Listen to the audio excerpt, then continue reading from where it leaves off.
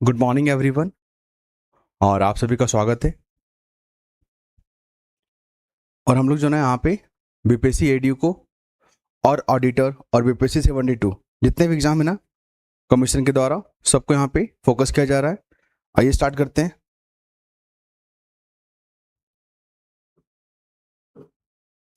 सबसे पहला क्वेश्चन को आप देखिएगा यहाँ पे।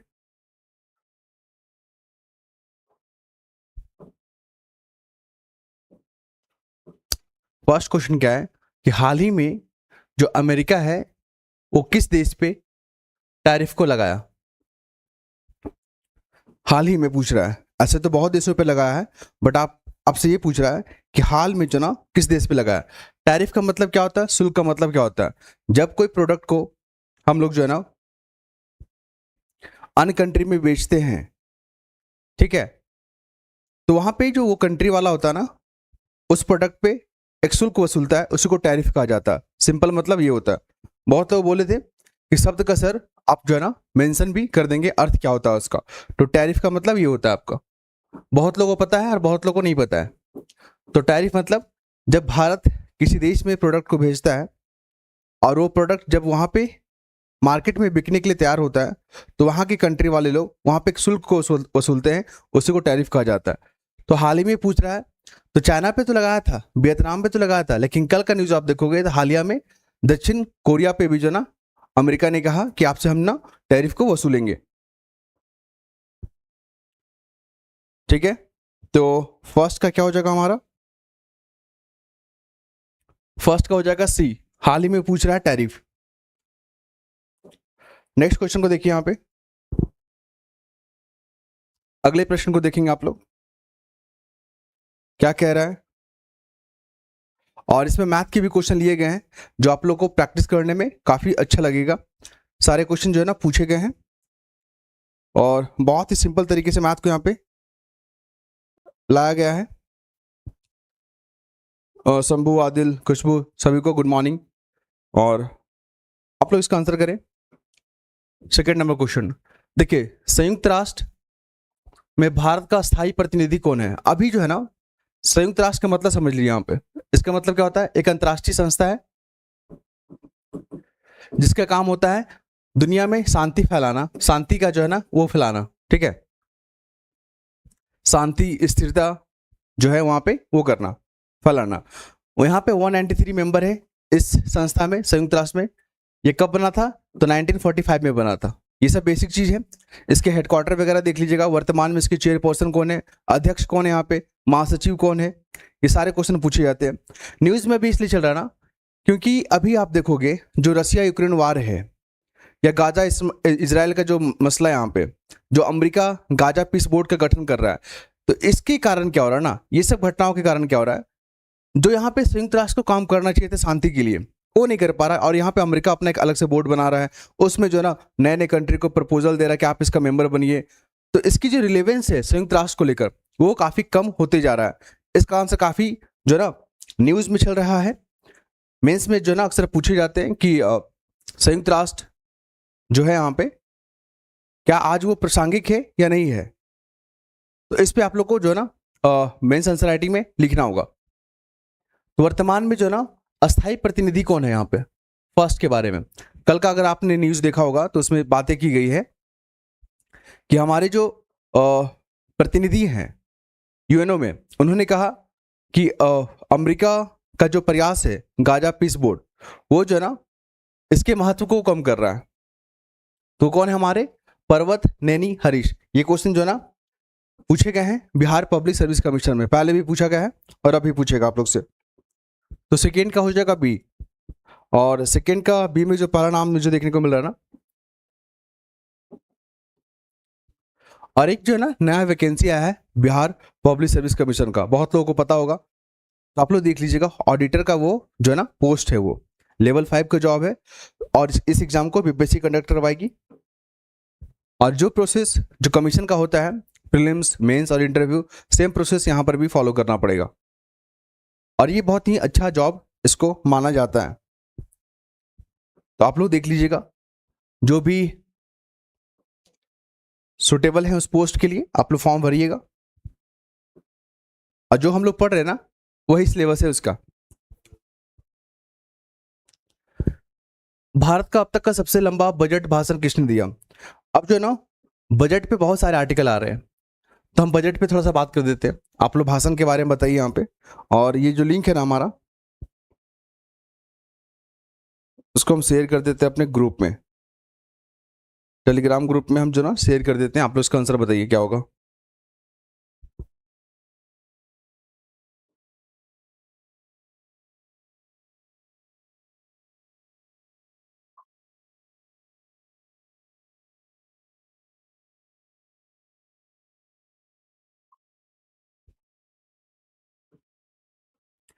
तो बजट के बारे में ध्यान रखिए, हमारा जो आर्टिकल 112 है, क्या है? आर्टिकल 112, उसमें जो ना बजट के बारे में बात की गई है, आर्टिकल 112 में। पहला ये। दूसरा कौन? वित्त जो मंत्रालय होता है ना, वित्त मंत्रालय या वित्त मंत्री जो कह लीजिए, वो पेश करते हैं इसको, बजट को। और बजट को जो ना दोनों सांसद से, दोनों जो सदन है उससे पास करवाना होता है। बजट में क्या होता है, जो सरकार होता है ना, जो गवर्नमेंट होती है, उसकी खर्च और जो इनकम है ना, आय का जो ना स्टेटमेंट होता है, उसमें जो ना सारा कुछ डील होता है कि आप एक साल में पैसे आप कहां से लाओगे और पैसा कहां पे खर्च करोगे, वहां पे ये सब लिखा होता है बजट में। तो बजट का सिंपल मतलब ये होता है।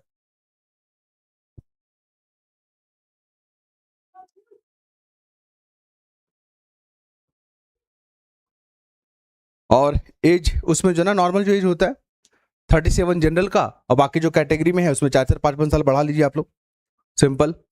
तो इसका जो ना सेपरेट वीडियो बना दिया गया है, आप लोग जाके देख लीजिएगा, जो भी भरते हैं फॉर्म को। तो थर्ड का क्या होगा, भारत का अब तक का सबसे लंबा बजट भाषण किसने दिया? तो दिए है निर्मला सीतारमन, याद रखिएगा। सबसे लंबा बजट भाषण जो ना इन्हीं का है, और कमीशन इस तरह के फैक्ट को जो ना पूछेगी आपसे, ध्यान रखिएगा। थर्ड का सी, और थर्ड का सी में जो मुझे पहला नाम देखने को मिल रहा है ना, आदिल, कुमारी और यहाँ पे शंभू,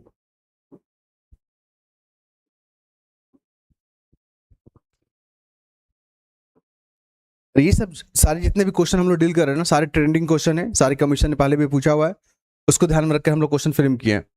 भारत में सबसे अधिक बार जो केंद्रीय बजट प्रस्तुत करने वाला मंत्री कौन है, किनके नाम ये दर्ज है? ये भी क्वेश्चन जो ना पूछे जाते हैं कमीशन में। तो सबसे अधिक बार बजट पेश करने वाले कौन है यहाँ पे? तो बजट के बारे में आप लोग को हम बता दिए यहाँ पे। बजट जो है ना, जो शब्द है वो निकला किससे है? बुजट से। और बुजट का मतलब क्या होता है? चमड़ा का, लेदर का बैग होता है, इसको ध्यान रखिएगा। और हमारे संविधान में बजट शब्द का मेंशन नहीं है, वहां पे एनुअल स्टेटमेंट जो है लिखा हुआ है, एनुअल फाइनेंशियल स्टेटमेंट। तो भारत में जो है ना सबसे अधिक बार केंद्रीय बजट पेश करने वाले कौन हो जाएंगे? प्रणब मुखर्जी। तो इसका मतलब समझ में आ गया आप लोगों को? क्वेश्चन क्या कह रहा है? मनमोहन सिंह नहीं, मोरारजी देसाई जो ना यहाँ पे हो जाएंगे, 4 का डी। और 4 का डी में जो ना बहुत लोगों ने यहाँ पे आंसर किया है।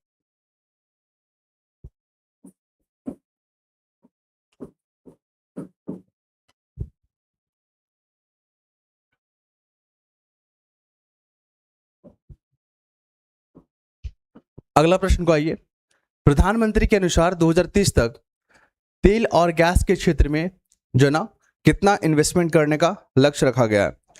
और ये टॉपिक इसलिए न्यूज में ट्रेंड कर रहा है क्योंकि भारत जो है ना अब ऑयल के क्षेत्र में और तेल के क्षेत्र में जो ना आत्मनिर्भर बनना चाहता है, अपना प्रोडक्शन जो है ना अपने देश में वो करना चाहता है, साथ ही जो अन्य देशों पर निर्भरता है उसको कम करना चाहता है।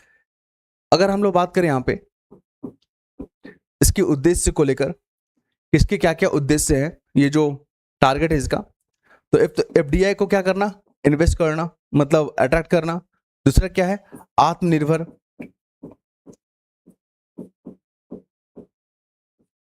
ठीक है। और जॉब क्रिएशन, अगर 100 अरब डॉलर का इन्वेस्टमेंट होगा तो इससे जो है ना भारत को बहुत सारे फायदे होंगे। तो ये सब जो है ना उद्देश्य याद रखिएगा, क्वेश्चन पूछे जाते हैं यहाँ से।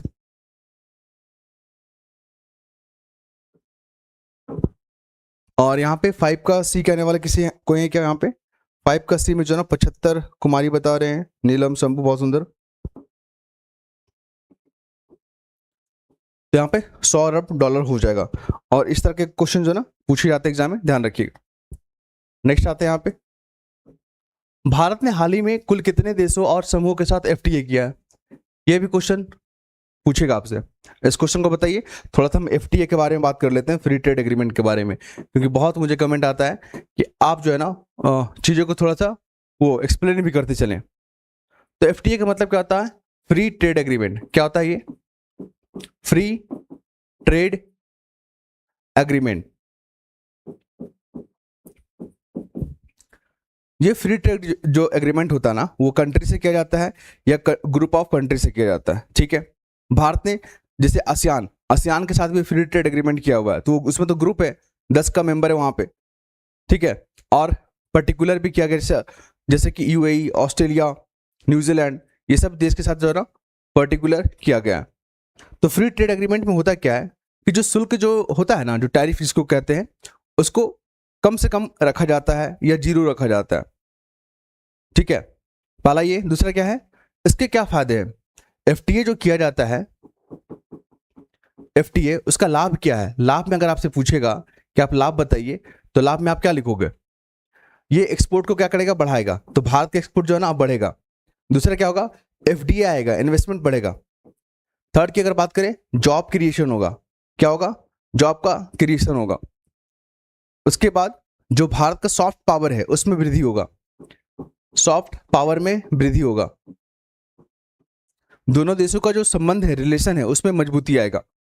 संबंध क्या होंगे? मजबूत होंगे। तो ये सारे फैक्टर जो है ना आपको देखने को मिलेगा जब किसी देश के साथ फ्री ट्रेड एग्रीमेंट होता है। ये सब मेंस का है, पूछेगा आपसे, या प्रीलिम्स में पूछा जा सकता है किसके क्या इंपैक्ट पड़ेंगे। तो इंपैक्ट में आपको यही सब लिखना है।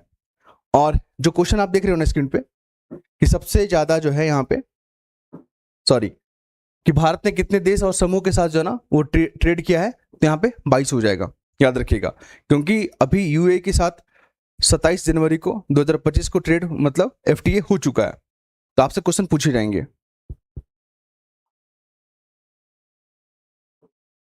ओके। क्योंकि बहुत लोग जो है ना हमारे वीडियो को देखते हैं, तो वहाँ पे कमेंट मुझे मिल रहा था कि एक्सप्लेन भी आप करते चले चीज़ों को। क्वेश्चन तो बहुत अच्छा है, बट एक्सप्लेन के कारण जो है ना और भी बेहतर हो जाएगा। तो हम कमेंट पे ज़्यादा फोकस नहीं करेंगे आप लोग पे, क्योंकि आप लोग जो है ना फास्ट फास्ट बहुत लिखते हैं वहाँ पे, नेक्स्ट नेक्स्ट करते रहते हैं, तो उस पर फोकस नहीं करेंगे हम। भारत ने हाल ही में कुल कितने देशों और समूहों के साथ जो है ना एफटीए किया है? तो 22 हो जाएगा यहाँ पे। ये मोस्ट इंपॉर्टेंट क्वेश्चन है। और ये सब जो है ना स्टेटमेंट के आधार पे या पर्टिकुलर तरीके से क्वेश्चन पूछेगा आपसे, तो तैयार रहिएगा उसके लिए। और 6 का डी कहने वाले जो है ना मुझे जो मिले हैं संगीता जी का,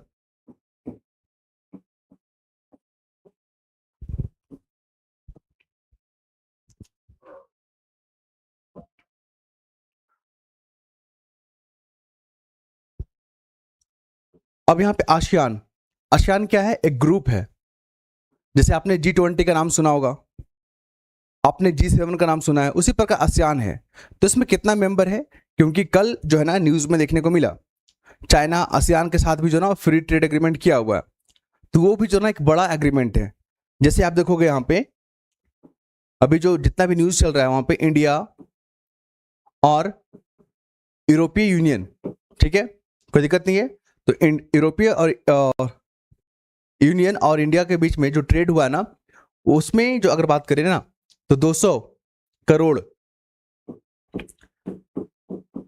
लोग का जो ना ग्रुप हो गया है। भारत में कितना पॉपुलेशन है? भारत में है 145 करोड़, है ना, 145 करोड़ का आबादी है भारत में। और यूरोपीय यूनियन में कितना है? लगभग 50 करोड़ का आबादी। तो दोनों को अगर जोड़ेंगे तो कितना होगा? 200 करोड़ हो जाएगा यहाँ पे। उसके बाद देख लीजिए ये जो पॉपुलेशन है ना पूरे वर्ल्ड का जो है ना 1/3 पॉपुलेशन है ये। 1/3 जो है ना क्या है? पॉपुलेशन है। आपसे पूछेगा कि जो फ्री ट्रेड एग्रीमेंट हो गया अमेरिका सॉरी यूरोपीय यूनियन के साथ और भारत के साथ, तो उसका इंपॉर्टेंस बताइए। तो 1/3 पॉपुलेशन हो गया। साथ ही आपको बता दें यहाँ पे जीडीपी के बारे में बात करें ना, तो 25% जीडीपी में देखा जा सकता है। जितना पूरा वर्ल्ड का जीडीपी है उसका 25% भारत और यूरोपीय यूनियन का मिलाकर होगा। ये सब जो ना मेंस में आपके पूछे जाते हैं, बट आपको फैक्ट बता दे रहे, क्वेश्चन कैसे भी पूछे आप लोग डील कर लीजिएगा उसको। तो ये तीनों पॉइंट को याद रखिएगा। आसियान में कुल कितने मेंबर हैं, क्योंकि चाइना और आसियान के बीच में भी फ्री ट्रेड एग्रीमेंट हुआ है, जिस कारण से काफी न्यूज में चल रहा था। तो यहाँ पे जो ना कुल 10 मेंबर हैं आसियान में, और भारत ने जो ना आसियान के साथ भी फ्री ट्रेड एग्रीमेंट किया हुआ है, बट वो सिर्फ गुड को लेकर है। गुड्स मतलब सामान को लेकर, वस्तुओं को लेकर है, सर्विसेज को लेकर नहीं है, ये भी याद रखिएगा। आसियान के संदर्भ में अगर बात करें यहाँ पे, तो सिर्फ गुड्स को लेकर जो है ना भारत ने एफटीए किया है, और सर्विस को लेकर नहीं। याद रखिएगा, सर्विस को लेकर नहीं होगा।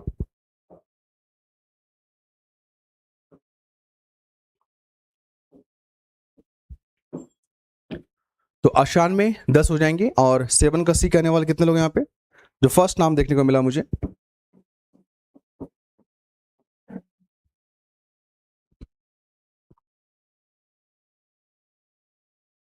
और ठीक है सारे लोग यहाँ पे जो ना, गुड मॉर्निंग आप सभी को। निर्मला, आराधना, संगीता और नीलम, बीजू, आदिल, सबके यहाँ पे कमेंट देख रहे हैं, देखने को मिल रहा है। इस क्वेश्चन को बताइए, भारत और यूरोपीय संघ की संयुक्त जीडीपी वर्ल्ड का लगभग कितना है। अब यहाँ पे क्वेश्चन आप लोग बताइए, हम थोड़ा जीडीपी के बारे में बात कर लेते हैं, क्योंकि बहुत हमें कमेंट मिलता है कि आप थोड़ा जो ना चीजों को एक्सप्लेन भी कीजिएगा। तो जीडीपी का मतलब क्या होता है, लोग हमें कह रहे थे कि आप हिंदी में भी लिखा कीजिए, तो हिंदी ही ग्रॉस डोमेस्टिक प्रोडक्ट, तो इसका फुल फॉर्म हो गया जीडीपी का। जीडीपी मतलब क्या होता है, इसका हिंदी में क्या बोलेंगे, सकल घरेलू उत्पाद। जैसे मान लीजिए अपना भारत है, भारत है अपना, एक छोटा सा मैप बनाते हैं हम लोग यहाँ पे। हम लोग देख रहे हैं यहाँ पे जीडीपी को, तो एक मैप बनाते हैं हम लोग यहाँ पे। ये अपना प्यारा भारत हो गया। तो अपने भारत में जितना भी गुड एंड सर्विसेज का प्रोडक्शन हो रहा है भारत के रीजन में, चाहे पानी वाला क्षेत्र हो चाहे वो जमीन वाला क्षेत्र हो, जितने भी प्रोडक्शन हो रहे हैं सबका जो है ना आप फाइनल वैल्यू को ऐड कर दो। सपोज कीजिए हमने जो है ना 100 रुपया का प्रोडक्शन किया, और उसका फाइनल प्राइस कितना है 100 रुपया, तो वही हमारा जीडीपी कहलाएगा। चाहे उसको नागरिक प्रोडक्शन कर रहे हो या फॉरेनर लोग कर रहे हो, सारे इंक्लूड होंगे वहां पे, उसी को जीडीपी कहा जाता है। तो पूरे वर्ल्ड में अगर बात करें भारत और यूरोपीय संघ का मिला दिया जाए जीडीपी को, तो कितना हो जाएगा, ये हो जाएगा 25%। और आपको बता दें ये बहुत बड़ा जो ना एग्रीमेंट है, इसको मदर ऑफ डील भी कहा जा रहा है।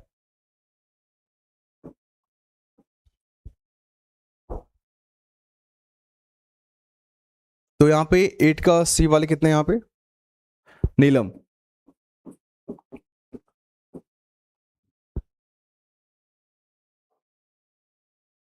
ठीक है, आ रही बात समझ में आप लोग को।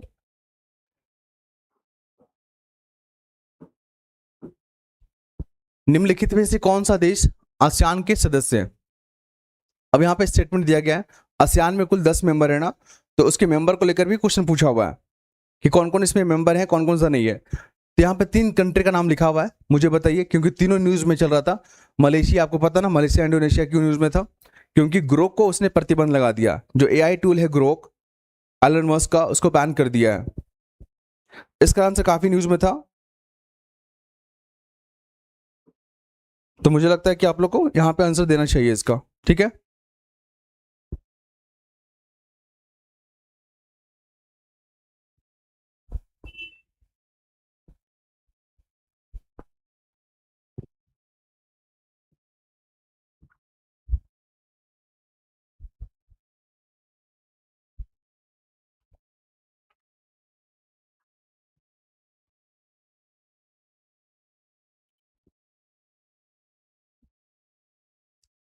यहाँ पर अगर बात करें यहाँ पे कि निम्नलिखित में से कौन सा देश आसियान के सदस्य हैं, तो सिंगापुर, मलेशिया और म्यांमार। म्यांमार में जो है ना 2021 में तख्ता पलट हुआ था, वहां पे जो है ना सरकारें चेंज हुई थी और सैन्य का शासन वहां पर स्थापित हुआ था। लेकिन अभी जो है ना हाल ही में कुछ महीना पहले या कुछ दिन पहले कह लीजिए, वहां पे फिर से इलेक्शन हुए हैं, लोकतंत्र को स्थापित किया जा रहा है। म्यांमार न्यूज में है, भारत का नेबर कंट्री भी है। ये जो है ना मेंबर है आसियान का। मलेशिया ग्रोह के कारण न्यूज में था, ये भी मेंबर है, और सिंगापुर भी मेंबर है आसियान का। कुल 10 मेंबर होते हैं आसियान में।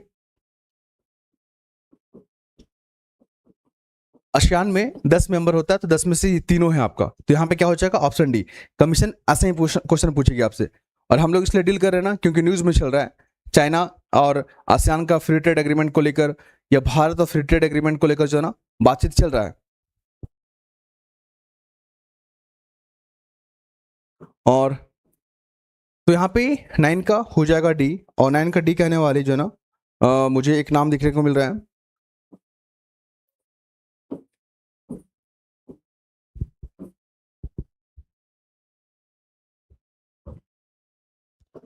फिर हम लोग बात करेंगे यहाँ पे इस क्वेश्चन को देखिए, भारत में अगली जनगणना कब से प्रारंभ होगा।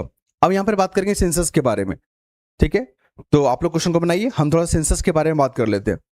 ये जो जनगणना शब्द देख रहे हैं ना, ये जो इस बार जो होगा वो होगा 2 चरण में। कितना में? 2 स्टेट में होगा, मतलब 2 फेज में होगा, और 2 चरण भी याद रखिएगा, आपसे क्वेश्चन पूछे जाएंगे। ये जो है ना आपका कब से स्टार्ट होगा, फरवरी 2027 से। और ये जो सब्जेक्ट आप देख रहे हो ना जनगणना, ये किसका सब्जेक्ट है? तो ये सेंटर का सब्जेक्ट है। किसका? सेंटर का। आप लोग 7th शेड्यूल पढ़े होंगे। 7th में 3 विषय के बारे में बात किया गया है। वो बात किया गया सेंटर, स्टेट और कंकरेंट। सेंटर वाले पे जो सब्जेक्ट लिखा होता है उसमें केंद्र कानून बनाएगी, स्टेट में जो सब्जेक्ट लिखा होता है उस पर राज्य कानून बनाएगी, और कॉन्करेंट में क्या होता है, जो सब्जेक्ट मेंशन होता है उसमें वहां पे दोनों सरकारें बनाएगी, केंद्र भी और राज्य भी। मगर दोनों में कॉन्फ्लिक्ट होता है, विवाद होता है, तो केंद्र का कानून जो है ना मान्य रहेगा। इस चीज को ध्यान में रखिएगा। तो जनगणना जो सब्जेक्ट है ना आपसे पूछेगा, तो आप 2 आर्टिकल 46 पढ़िएगा, आर्टिकल 246, ठीक है। वहां पे जो ना सेंसस के बारे में बात की गई है, और ये केंद्र का सब्जेक्ट है। किसका? केंद्र का। आप लोग मुझे कमेंट करके बताइए कि सबसे पहला जो ना किस वायसराय के कार्यकाल में सेंसस हुआ था, पहला मुझे बताइए। ये भी क्वेश्चन आपके पूछे गए हैं, तो आपको बता दें यहाँ पे फरवरी 2027 से जो ना जनगणना किया जाएगा हमारे देश में, क्योंकि कोविड के कारण जो है ना 2021 में हुआ नहीं था। नॉर्मली जो है ना 10 साल के अंतराल पे होता है, और जो भी आंकड़े निकल के आएंगे उसका क्या इंपॉर्टेंस है, तो उसको ध्यान में रखते हुए जो ना पॉलिसी को बनाया जाएगा। उसको ध्यान में रखते हुए जितने भी वांछित ग्रुप है, वनरेबल ग्रुप है, उनके लिए नीतियां बनाई जाएगी, और जो भी पिछड़ चुके हैं उनको कैसे आगे लाया जाए, उनको मुख्य धारा में कैसे जो ना जोड़ा जाए, उस पर काम किया जाएगा। तो आगे हम लोग डील करेंगे कि इसका क्या इंपॉर्टेंस है, वो मेंस का सब्जेक्ट है। तो 10 का हो जाएगा सी। और जितना भी हम लोग बात किए ना अभी, सारे क्वेश्चन एग्जाम में पूछे गए हैं। हर फैक्ट को आप लोग याद रखिएगा। और 10 का सी कहने वाले जो पहला नाम देखने को मिल रहा है ना मुझे,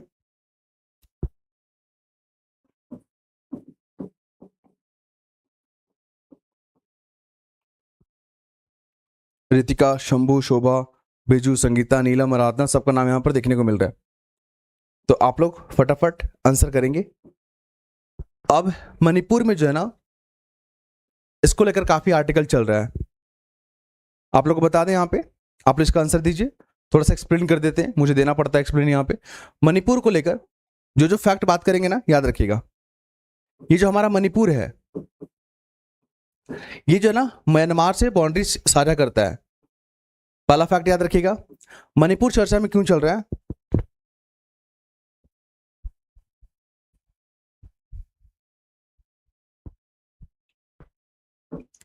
मणिपुर न्यूज में क्यों चल रहा है?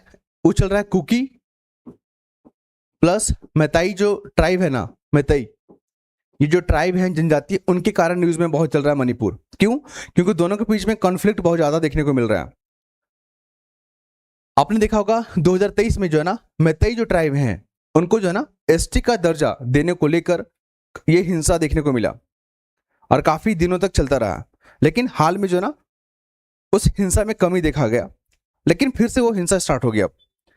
इस कारण से मणिपुर जो है ना चर्चा में चल रहा है। अभी हालिया घटना आप लोगों को देखा होगा, जो कुकी और मैतेई जो है ना, दो कपल थे वहां पे, दोनों ने शादी किया था, ठीक है, और समाज ने उसको एक्सेप्ट भी कर लिया था। लेकिन फिर भी जो मणिपुर में शांति नहीं चाहते हैं वो लोग जो ना उपद्रवी लोग ने किडनैप कर लिया और उसका मर्डर कर दिया। इस कारण से फिर से न्यूज में आ गया है, ध्यान रखिएगा। तो ये जो ना अप्रैल 2023 में हिंसा स्टार्ट हुआ था और मणिपुर में अभी भी प्रेसिडेंट रूल लागू है। और पहले भी क्वेश्चन पूछा गया है कुकी और मैतेई को लेकर कि किस राज्य में देखने को मिलेगा, तो मणिपुर। मणिपुर में जो नेशनल पार्क है ना उसको भी ध्यान में रखिएगा। केमलाओ जो है ना वहां पे, केबुल लाओ करके जो एक नेशनल पार्क है, वो भी क्वेश्चन पूछे गए हैं। 11 का बी, और 11 का बी में किसी का नाम है क्या? किसी का नहीं यहां पर देखने को मिला, ठीक है। अब इंटरनेशनल मॉनेटरी फंड के बारे में आपको बता देते हैं। इसके अनुसार भारत की जो अनुमानित आर्थिक वृद्धि है, मतलब इकोनॉमिक जो ग्रोथ रेट है ना, वो कितना रहने का है। बहुत बार ये जो ना न्यूज में देखने को मिल रहा है। सबसे पहले थोड़ा आईएमएफ के बारे में बात कर लेते हैं। इसका मतलब होता है इंटरनेशनल मॉनेटरी फंड। ये एक जो ना एक अंतर्राष्ट्रीय संस्था है।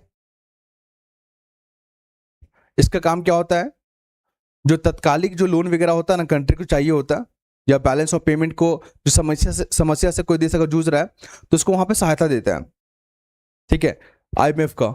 इसके भी स्थापना कब हुआ था आप लोग कमेंट में बताइए। और इसमें कितना मेंबर है, इसका हेडक्वार्टर कितना है, वो सब कुछ बताएंगे आप लोग।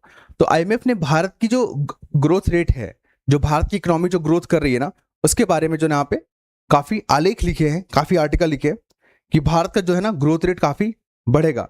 तो कितना परसेंट से बढ़ेगा, 2025-26 के बारे में बता रहा है यहाँ पे।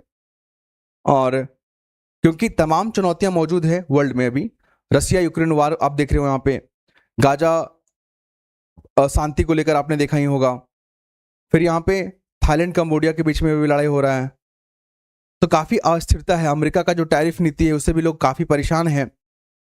इतना अनिश्चितता के बावजूद भारत ग्रोथ कैसे कर रहा है, ये लोगों के लिए जो ना एक शोध का सब्जेक्ट बना हुआ है। तो उसी को ध्यान में रखते हुए आईएमएफ जो ना कितना ग्रोथ रेट बताया है, तो 7.3। इसको याद रखिएगा, कमीशन पहले भी पूछेगी और इस तरह के फैक्ट पहले पूछी हुई है। 12 का यहाँ पे हो जाएगा डी, और 12 का डी में जो पहला नाम है ना वो संगीता जी का देखने को मिल रहा है मुझे।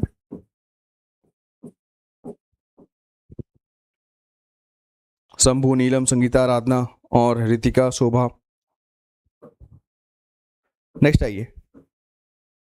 आपको पता है ना ये नियम, कई लोग पूछे थे कि इस पे जो ना बताइए क्या विवाद है, लोग इसको विवाद क्यों कर रहे हैं, यूजीसी नियम क्या है। तो हायर जो इंस्टीट्यूशन है, जो उच्च शिक्षा है ना, वहां पे जो संस्थान है उच्च शिक्षा को लेकर, तो वहां पे इक्वालिटी मेंटेन करने के लिए ये नियम को लाया गया है। अभी बहुत कुछ देखने को मिल रहा है, लेकिन जो मेन मुद्दा है विवाद का, जो आप विरोध करते हुए आप देखोगे लोगों को जो बैनर लेके या सड़कों पे आए हुए हैं कि इस नियम को जो ना वापस लिया जाए, यूजीसी नियम को गो बैक, रोल बैक, इस तरह का जो ना वर्ड ट्रेंड कर रहा है। तो मेन वजह क्या है, लोग यहाँ पे 4 ऑप्शन दिया गया है। आपको पता है ना हमारे देश में अभी भी जो ना भेदभाव देखने को मिलता है। हालांकि आपको पेपरों पे लगेगा कि हमारे देश में भेदभाव नहीं है, डिस्क्रिमिनेशन नहीं होता, लेकिन गाँव में जो ना अक्सर ये सब चीज़ देखने को मिलता है। किसी एक खास ग्रुप का जो ना वहाँ पे दबदबा रहता है या वहाँ पे वर्चस्व रहता है, तो उसको ध्यान रखते हुए इस तरह के नियम लाए गए हैं। और बहुत सारे जो ग्रुप है ना वो इसके बारे में फेवर में बात कर रहे हैं या अगेंस्ट में बात कर रहे हैं, लेकिन जो मेन मुद्दा है विरोध का, यहाँ पे ऑप्शन दिया हुआ उसके बारे में बताइए मुझे। यूजीसी जो नियम है वो विवादों में क्यों चल रहा है, उसका मेन कारण क्या है, आरक्षण को समाप्त करना ना, इसके बारे में तो बात ही नहीं किया है। आरक्षण समाप्त होगा क्या, अभी नहीं होगा, क्योंकि अभी भी जो ना ऐसे लोग हैं हमारे देश में, ऐसे नागरिक हैं जो जिनको अभी तक जो ना वो फैसिलिटी नहीं मिला है, अभी भी वो लोग मुख्य धारा से नहीं जुड़ पाए हैं। फीस की वृद्धि, अगर फीस की वृद्धि करेगा तो इतना हंगामा थोड़ी ना होगा, ये तो नहीं होगा। ऑनलाइन शिक्षा समाप्त करना, ऐसा कुछ तो है नहीं। तो फर्जी मामलों में सजा का प्रावधान, सपोज कीजिए जो एसटी, एससी या ओबीसी कम्युनिटी के लोग हैं, और उनके साथ भेदभाव होता है, ये चीज़ हम लोग जानते भी हैं, देखते भी अक्सर न्यूज़पेपर में। साथ ही आपको बता दें, अगर ये लोग झूठ का आरोप लगाते हैं ना, तो इन पे कोई सजा का प्रावधान नहीं है। इसी प्रोविजन को लेकर काफी विवाद देखने को मिल रहा है। ठीक है, तो ध्यान रखिएगा 13 का सी हो जाएगा यहाँ पे। बहुत सुंदर, सबने यहाँ पे सी बताया है, आराधना, खुशबू और नीलम, शंभू, संगीता, रितिका। तो न्यूज में बहुत ट्रेंड कर रहा है। अभी देखिएगा बहुत सारे आर्टिकल आएंगे इस पे और हम उसको एनालिसिस करके आप लोगों को बताएंगे वहाँ पे क्या क्या मेन मेन प्रोविजन है। तो मुझे जो है ना कल जो लगा कि ये क्वेश्चन पूछना चाहिए, तो मैंने पूछ लिया इसको।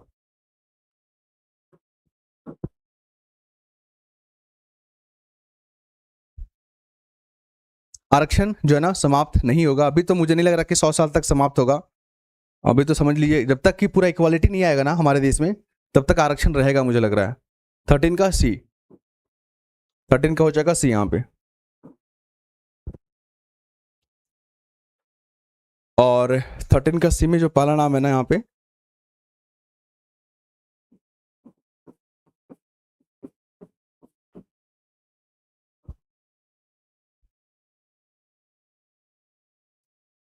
ये बताइए। अभी उत्तराखंड जो है ना बहुत न्यूज में चल रहा है, जितना मतलब आर्टिकल आप पढ़ोगे वहां पे, तो बहुत सारे वहां पे बातें की गई है।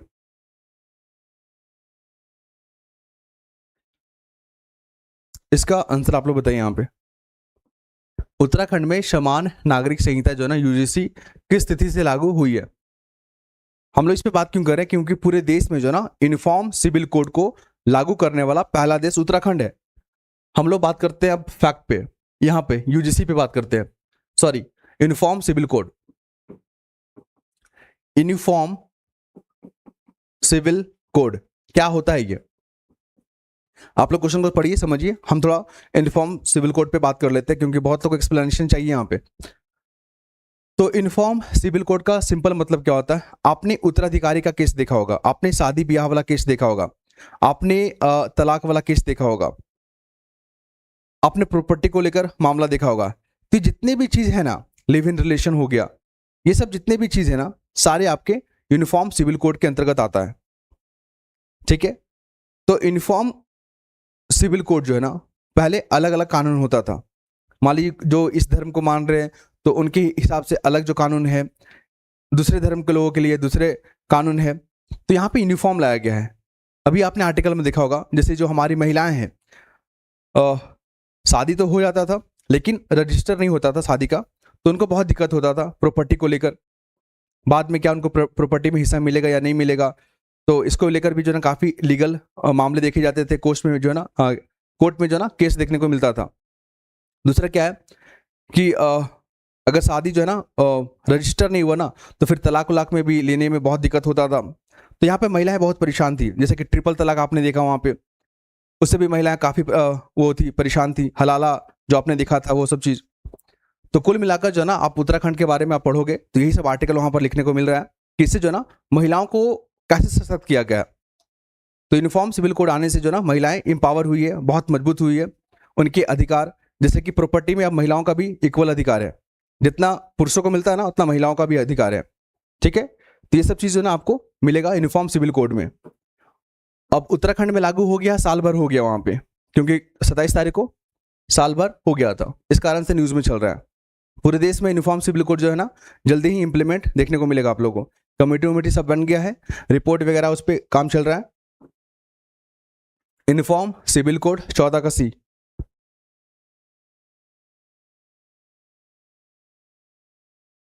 और 14 का सी पर यहाँ पे जो पहला नाम है ना,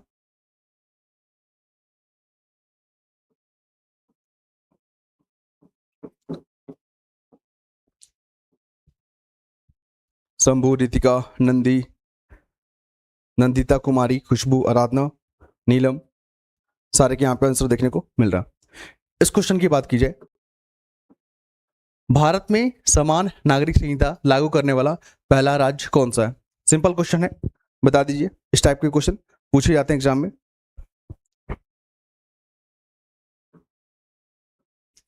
तो भारत में जो भारत के संसद के द्वारा जो कानून बना है उसको इम्प्लीमेंट करना जो पहला राज्य हमारा, वो हो जाएगा उत्तराखंड। इसके बारे में ज़्यादा कुछ बात नहीं करेंगे, हम लोग ने बात कर लिया। यूनिफॉर्म सिविल कोड क्या होता है, 15 का हो जाएगा डी, और 15 का डी में जो है ना यहाँ पे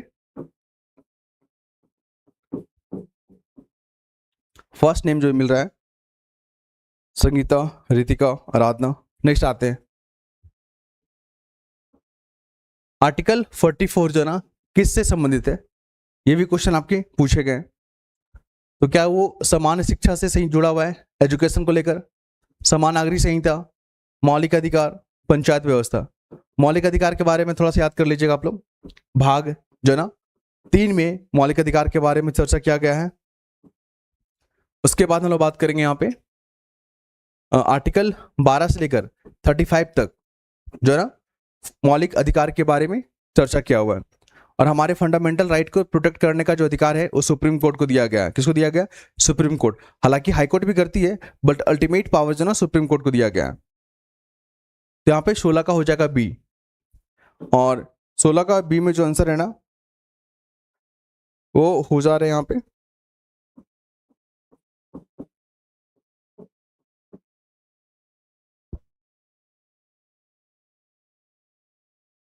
ठीक है। नेक्स्ट बताइए, भारतीय संविधान की जो 8वीं शेड्यूल है ना, ये 2-3 कारण से न्यूज में चल रहा है 8 शेड्यूल को लेकर। पहले भी क्वेश्चन पूछे गए हैं, आपको पता ना 8 शेड्यूल में कुल 22 भाषा है। कितना भाषा है, 22 भाषा। हमारा संविधान में कुल 12 सूची है। कितना है, 12 अनुसूची है। उसमें से जो 8 वाला है ना, 8 वाला वो भाषा से जुड़ा हुआ है। किससे, भाषा से। अभी क्यों बात हो गया, क्योंकि जो यूनिफॉर्म सिविल कोड उत्तराखंड में जो लागू हुआ वो कितनी भाषाओं में उसका जो ना ट्रांसलेट किया गया है या अनुवाद किया गया है, तो है 22 भाषा। कितने भाषा में, 22 भाषा, प्लस अंग्रेजी में भी जो है ना किया गया है। और आपको बता दें इंग्लिश जो है ना हमारे कॉन्स्टिट्यूशनल लैंग्वेज नहीं है, वो संविधान में चर्चा उसका नहीं किया गया है। जो 22 भाषा है ना उसमें अंग्रेजी नहीं आता, याद रखिएगा। तो ऐसे भी क्वेश्चन पूछे गए हैं पहले। तो कुल मिलाकर यूनिफॉर्म जो सिविल कोड है ना उसको 23 भाषा में क्या किया गया, अनुवाद किया गया है, ताकि लोगों को समझने में दिक्कत ना हो। तो भारतीय संविधान की 8वीं अनुसूची में जो है ना किससे जुड़ा हुआ है, राज्य सूची ना, ये तो होगा नहीं। आपातकाल वाला तो है नहीं, ये हो जाएगा आधिकारिक भाषा है। कुल 22 भाषा है, इंग्लिश उसमें नहीं है, याद रखिएगा। इंग्लिश नहीं है, बहुत लोगों को लगता है कि इंग्लिश होगा, इंग्लिश नहीं है उसमें, क्योंकि जितने भी भारतीय लैंग्वेज है ना उसको प्रमोट किया जा रहा है। चाहे वो तमिल हो, चाहे वो बांग्ला हो, चाहे वो हिंदी हो, चाहे वो ओडिया हो, चाहे बंगाली बांग्ला हो। 17 का सी हो जाएगा, और 17 का सी में जो है ना यहाँ पे आंसर हो जाएगा आराधना, जो फर्स्ट नाम देखने को मिल रहा है मुझे।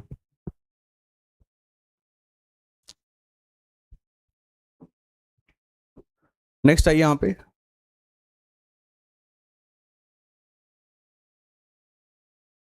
आर्टिकल 370 बहुत न्यूज में चल रहा है। पहले भी क्वेश्चन पूछे गए हैं, अब भी पूछ रहा है। मेंस में तो पूछा हुआ था, बीपीएससी ने पूछा हुआ था कि आर्टिकल 370 के हटने के बाद वहां पे जम्मू कश्मीर में क्या चेंजेस देखने को मिला। तो वहां पे इन्वेस्टमेंट बढ़ा, वहां पे लॉ एंड ऑर्डर जो है ना मेंटेन हुआ, लोगों को वहां पे जॉब मिले, वहां पे लोगों की जो अधिकार थे उसको सुरक्षा मिला, इस तरह की बातें की गई थी। लेकिन हाल में जो घटना देखने को मिला, पहलगाम घटना हो गया या आतंकवादी घटना देखने को मिल रहा है ना, उसके कारण बहुत न्यूज में चल रहा है। और सरकार जो है ना अपने कार्यकाल के बारे में अक्सर चर्चा करती है कि हमारे जो है ना हम जब सत्ता में आए थे तो हमने जो जितना भी महत्वपूर्ण कार्य किया है उसमें आर्टिकल 370, ट्रिपल तलाक और भी जो है ना महत्वपूर्ण काम किए गए हैं। तो इस तरह की बातें की जाती है न्यूज में। आर्टिकल 370 किस राज्य केंद्र शासित से जुड़ा हुआ है, सिंपल हो जाएगा जम्मू कश्मीर। इसको जो ना स्पेशल स्टेटस का दर्जा दिया जाता था। आपको बता दें जब 370 था ना तो 2 संविधान था हमारे लिए, एक हमारे भारत के लिए और एक अलग से जम्मू कश्मीर के लिए था। वहां पे पंचायती राज सिस्टम नहीं लागू होता था जम्मू कश्मीर में, अब सब कुछ वहां पे इंप्लीमेंट होता है। ठीक है, याद रखिएगा। तो 18 का सी हो गया यहाँ पे, और 18 का सी में जो पहला नाम है ना इनका देखने को मिल रहा है, नीलम, रितिका, संगीता, बीजू, आराधना, खुशबू, नंदिता। क्वेश्चन नंबर 19 का बताइए। सारे क्वेश्चन पूछे गए और सारे न्यूज में भी आपके। निम्नलिखित में से कौन सा कथन जो ना केंद्रीय सूचना आयोग, ये केंद्रीय सूचना आयोग के बारे में पूछता है।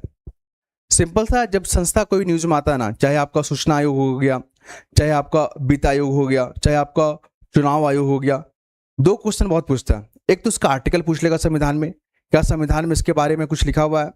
दूसरा क्या पूछेगा आपसे, क्या वो कॉन्स्टिट्यूशनल बॉडी है या नहीं है। थर्ड क्या पूछता है, क्या उसका काम क्या होता है। ये तीन जो है ना मुख्य प्रश्न पूछे जाते हैं। अभी आपने देखा होगा ये जो केंद्रीय सूचना आयोग है, इसके बारे में क्वेश्चन क्या पूछ रहा है वो बताइए। हम थोड़ा सा इसके बारे में एक्सप्लेन कर देते हैं। केंद्रीय सूचना आयोग का काम क्या होता है, आपने आरटीआई का नाम सुना होगा, राइट टू इंफॉर्मेशन। तो सूचना देने का काम यही करती है, ठीक है। और जब आप इंफॉर्मेशन मांगते हो किसी सब्जेक्ट से लेकर, तो वहां पे कुछ टाइम बाउंड होता है कि हाँ इस इतने समय के अंतर्गत आपको इन्फॉर्मेशन मिल जाएगा। लेकिन कल का न्यूज़ आपने पढ़ा होगा, तो वहाँ पे ये चीज़ लिखा हुआ था ना कि महिला और पुरुष का जो मतलब शादी होता है और तलाक होता है, तो तलाक में जो है ना गुजारा भत्ता मांगा जाता है, अलाउंस जिसको बोलते हैं, ठीक है, कि मुझे मिलना चाहिए, और बिल्कुल मिलता भी है। तो यहाँ पे जो हस्बैंड था ना, वो अपना सैलरी नहीं बता रहा था कि मुझे कितना मिलता है। तो जो महिला थी, जो पत्नी थी उनकी, वो गई इन्फॉर्मेशन आयोग के पास कि मुझे इस नाम के व्यक्ति का, जो हमारे हस्बैंड है, उनका इन्फॉर्मेशन दीजिए कि इनका जो है ना सैलरी कितना है। तो वहाँ पे चुनाव आयोग पहले देने से मना कर दी कि ये जो ना प्राइवेसी का मुद्दा है और हम आपके साथ शेयर नहीं करेंगे। ये मामला चला गया सुप्रीम कोर्ट में। तो सुप्रीम कोर्ट ने कहा कि जब पति पत्नी का मामला हो तो वहाँ पे जो ना आपको इन्फॉर्मेशन देना होगा।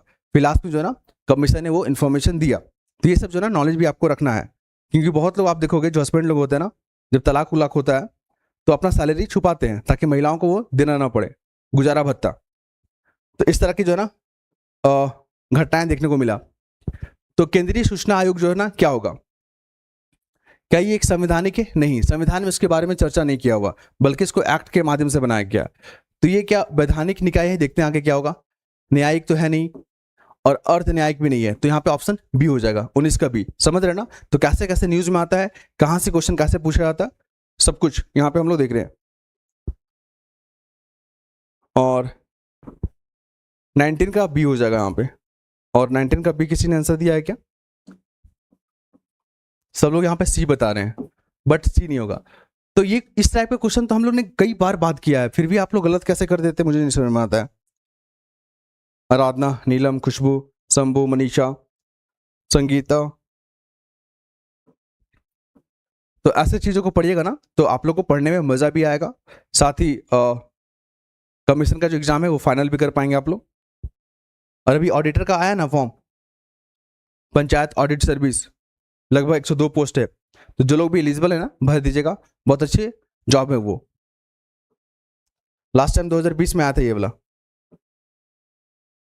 हाईकोर्ट के न्यायाधीश को पद से हटाने की प्रक्रिया क्या कहलाती है? ये क्वेश्चन बहुत पूछा गया है। और हम लोग इसको क्यों बात कर रहे हैं, हम लोग जो ना यहाँ पे हाईकोर्ट के बारे में क्यों बात कर रहे हैं? अभी इलाहाबाद की एक हाईकोर्ट है, मतलब इलाहाबाद में जो हाईकोर्ट है उनके जो जज है यशवंत करके, आपने नाम सुना होगा, न्यायमूर्ति यशवंत, जिनके घर में बहुत सारे पैसा मिला था। जब आग लग गया था उनके घर में, तो जो फायर ब्रिगेड वाला आया था उसने आग को बुझाया, तो वहाँ पे बहुत सारे जो है ना नोट मिले जले हुए। तो उसके कारण जो है ना काफी सुर्खियों में आ गए, और यहाँ पे उनको हटाने की जो ना बातें की गई। कई बार तो जो चीफ जस्टिस है ना, उन्होंने कहा कि आप जो ना पद से इस्तीफा दे दीजिए, लेकिन उन्होंने दिया नहीं। तो जब उनको हटाना है ना, तो कौन सी प्रक्रिया को फॉलो किया जाता है? हाईकोर्ट, अविश्वास, न्यायिक समीक्षा, राष्ट्रपति का आदेश, या महाभियोग प्रक्रिया। यहाँ पे जो आंसर होगा महाभियोग प्रक्रिया। थोड़ा सा महाभियोग के बारे में बता देते हैं आपको, यहाँ से भी क्वेश्चन बहुत बार पूछे जाते हैं। महाभियोग जब भी शब्द आपको देखने को मिलेगा ना, उसको इंग्लिश में बोलते हैं इम्पीचमेंट। क्या बोलते हैं उसको? इम्पीचमेंट बोलते हैं। तो महाभियोग जब भी शब्द देखने को मिलेगा ना, तो समझिए वहां पे संसद की भूमिका बढ़ जाती है। मतलब जब किसी को हटाना होगा तो प्रपोजल वगैरह को जो ना संसद से पास करवाना पड़ेगा, लोकसभा और राज्यसभा से, उसी को इम्पीचमेंट कहा जाता है। लेकिन हमारे संविधान में जो इम्पीचमेंट या महाभियोग जो शब्द है ना, सिर्फ और सिर्फ राष्ट्रपति जी के लिए है। किसके लिए? राष्ट्रपति जी के लिए। लेकिन जो हमारी कॉन्स्टिट्यूशनल पोस्ट है, जैसे सुप्रीम कोर्ट के जज हो गए, हाई कोर्ट के जज हो गए, कैग हो गए, इनको अगर हटाना है तो आपको महाभियोग जैसी प्रक्रिया को क्या करना होगा? फॉलो करना होगा। तो यहाँ पे ऑप्शन सी हो जाएगा। और यहाँ पे 20 का सी कहने वाले जो है ना, जो फर्स्ट नेम देखने को मिल रहा है, वो शंभू जी का देखने को मिल रहा है। खुशबू, रितिका, बीजू, संगीता, नीलम, आराधना, रवि, मनीषा। ये बताइए आप लोग, निम्नलिखित में से कौन सा आयोग राज्य और राज्यों के बीच में सीमा विवादों की समीक्षा की गई थी? और ये क्वेश्चन हाल के एग्जाम में पूछे गए हैं, यूपीपीसीएस में पूछा गया, बिहार में पूछा गया, अभी शायद दरोगा का एग्जाम चल रहा था सब इंस्पेक्टर वाला, वहां पर ये क्वेश्चन पूछा गया है। जो लोग दिए होंगे ना उनको पता होगा।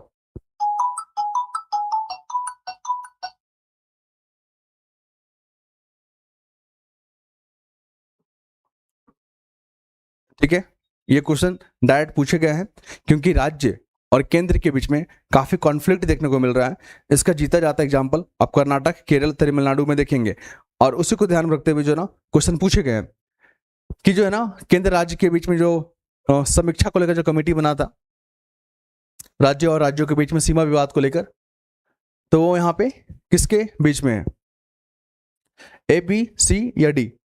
सबको बता दें, यहाँ पे सरकारिया आयोग हो जाएगा। और ये क्वेश्चन हाल के एग्जाम में बहुत पूछे जा रहे हैं। ठीक है, बहुत पूछे जा रहे हैं, तो आप लोग तैयार रहिएगा। और बिहार का एग्जाम दे रहे ना, चाहे ऑडिटर का हो, चाहे आपका बीपीसी 72 हो, एडीओ हो, प्रोजेक्ट मैनेजर हो, एसीएफ हो, हर जगह पूछे जाएंगे। तो 21 का सी हो जाएगा। और 21 का सी में जो है ना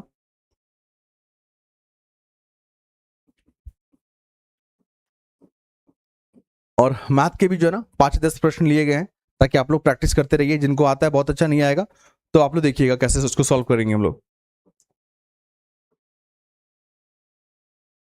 क्वेश्चन नंबर 22, ये क्वेश्चन आपके बिहार का सब इंस्पेक्टर में पूछा गया है। हम बस एग्जाम्पल के तौर पर दिखा दे रहे हैं कि जो हम लोग पढ़ते हैं वही सब क्वेश्चन आता है। यहाँ पे पूछ रहा है, क्वेश्चन को पढ़िए, कि यदि कोई व्यक्ति संसद के किसी भी सदन का सदस्य नहीं है, मतलब संसद मतलब लोकसभा या राज्यसभा का मेंबर नहीं है वो, ठीक है, फिर भी वो जो है ना कितने महीना तक प्रधानमंत्री नियुक्त किया जा सकता है? ऐसी व्यवस्था है हमारे संविधान में। मान लीजिए कुछ ऐसा सिचुएशन बन जाता है और उनको जो है ना प्रधानमंत्री बनाना होगा, तो बिना लोकसभा या राज्यसभा का मेंबर बने हुए कितना महीना तक जो है ना वो प्रधानमंत्री रह सकते हैं? ये क्वेश्चन जो है ना आपका यूपीपीसीएस में और हाल की बिहार में पूछा गया है।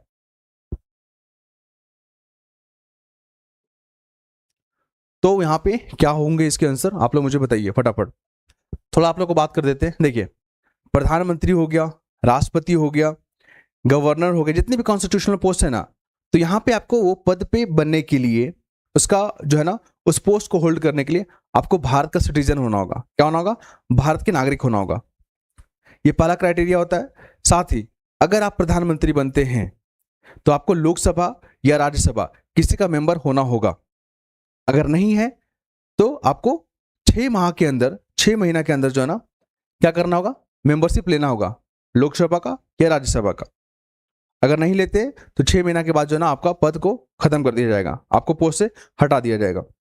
ये क्वेश्चन आपका बिहार का एसआई में पूछा गया हाल के एग्जाम में, जो लोगों ने दिया होगा। और कमीशन बीपीएससी ने भी पहले पूछा हुआ है, यूपीपीसीएस ने भी पूछा हुआ है, ध्यान रखिएगा, मोस्ट इंपॉर्टेंट क्वेश्चन है। और यहाँ पे जो है ना 22 का बी वाले,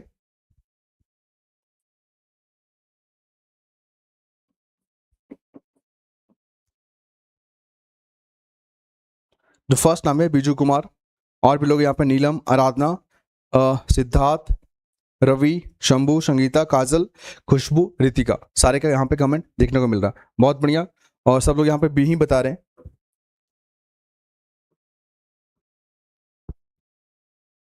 अब देखिए यहाँ पे सीधा पूछता है यहाँ पे कॉन्स्टिट्यूशनल जो है ना पोस्ट, मतलब कॉन्स्टिट्यूशनल बॉडी है या नहीं है। जितने भी इंस्टीट्यूशन हैं जो न्यूज में ट्रेंड करता है, उससे 2 ही 3 क्वेश्चन पूछता है आर्टिकल को लेकर, और कौन सा है या नहीं है आपसे पूछेगा। ये क्वेश्चन आपका बिहार का जो एसएससी लेती है ना, एसआई में पूछा गया है 2026 वाला एग्जाम में, और बीपीएससी ने पहले भी पूछा हुआ था।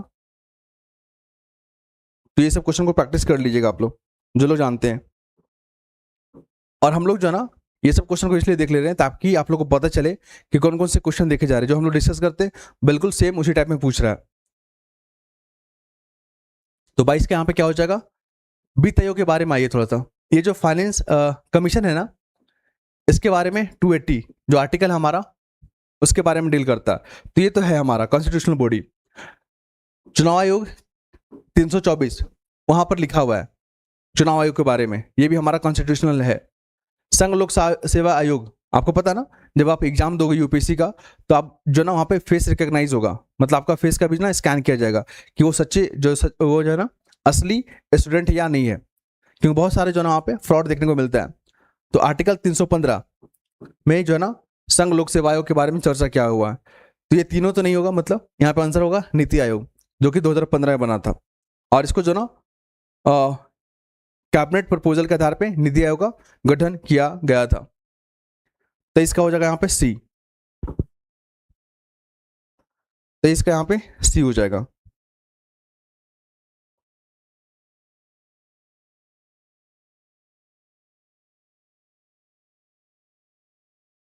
और 23 का सी में जो परिणाम है ना, वो मुझे रवि जी का देखने को मिला। हालांकि खुशबू, रितिका, दीपक, संगीता, काजल, रवि, सिद्धार्थ, आराधना, बिजू, नीलम, सबके यहाँ पे कमेंट देखने को मिल रहा है। ऐसा ही क्वेश्चन आपसे पूछा जाएगा कमीशन में।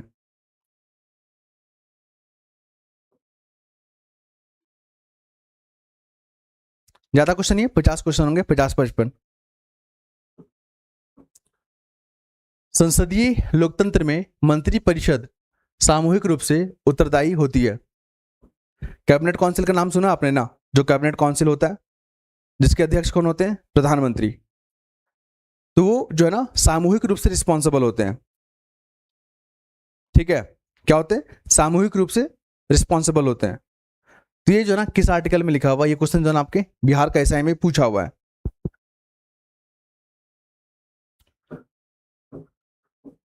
तो जो कैबिनेट जो काउंसिल है ये क्या करते हैं? सलाह का देने का काम करते हैं राष्ट्रपति को, और राष्ट्रपति वही काम करते हैं जो ये लोग सलाह देते हैं, कैबिनेट काउंसिल। इसके अध्यक्ष कौन होते हैं? प्रधानमंत्री। और ये सामूहिक रूप से क्या होते हैं? रिस्पॉन्सिबल होते हैं। तो ये चीज जो है ना आर्टिकल 75 में लिखा हुआ है, 24 का बी, 24 का बी हो जाएगा यहाँ पे। और किसी ने आंसर दिया है क्या? एक नाम देखने को मुझे मिला, वो है संगीता।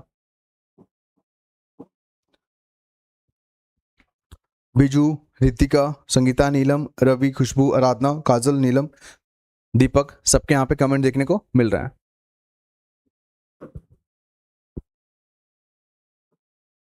ये बताइए।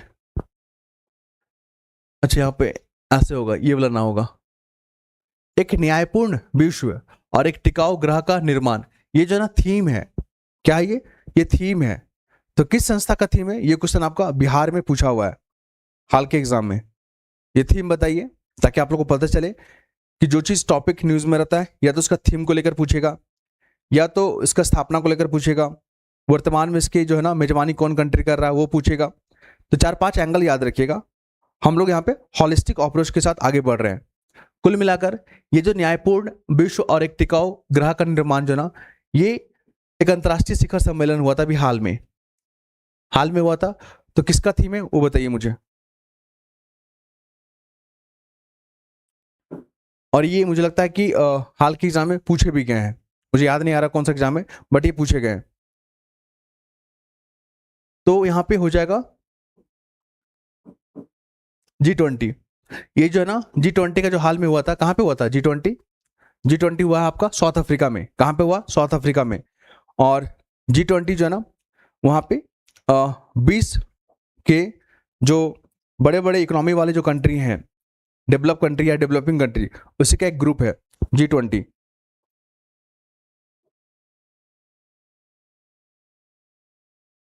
यहाँ पे क्या आंसर होगा?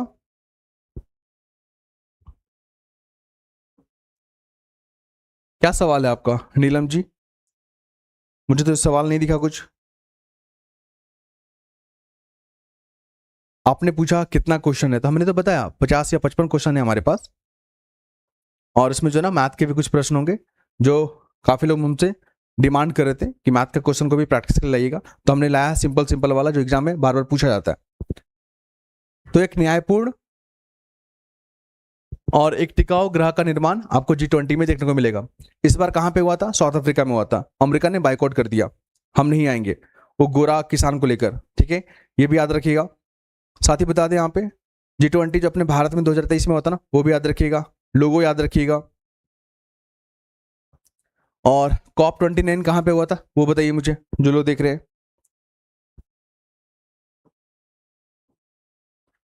तो 25 का सी का आंसर किसने दिया है? 25 का सी,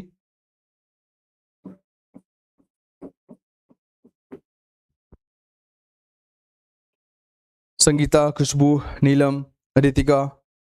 आपका जवाब मिल गया, मतलब आपने जो क्वेश्चन पूछा था मैंने जवाब दे दिया।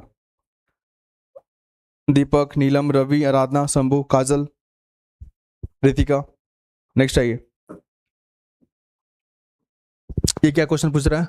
अच्छा, इसमें जो है ना G20 का मेंबर नहीं है, बहुत न्यूज में चल रहा है ये वाला। कौन जो है ना G20 का मेंबर नहीं है? Bharat, China, Brazil, Nigeria. इसके बारे में आप लोग बताइए, आप लोग बताइए G20 के बारे में। इसमें जो ना अफ्रीकन यूनियन को भी शामिल किया गया है। और ये सब जो ना मोस्ट इंपॉर्टेंट क्वेश्चन है जो कई बार एग्जाम में पूछे जाते हैं, तो आप लोग इसके लिए तैयार रहिएगा।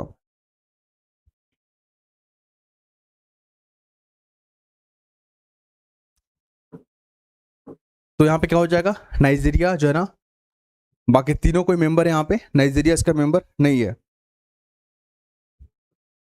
26 का हो जाएगा डी, और 26 का डी में जो पहला नाम है ना,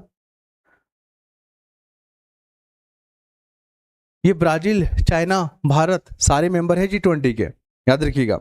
नाइजीरिया नहीं है। यहाँ पे आप लोग सी कैसे लिख दे रहे हैं? यहाँ पे डी वाले एक नाम मुझे देखने को मिला, आराधना, काजल, खुशबू, नीलम जो ना डी बता रहे हैं यहाँ पे, बहुत बढ़िया। बाकी लोग यहाँ पे सी बता रहे हैं, शंभू, संगीता। ओके, 26 का डी हाल के एग्जाम में पूछे गए हैं, पूछेगा भी आपसे, तैयार रहिएगा इसके लिए।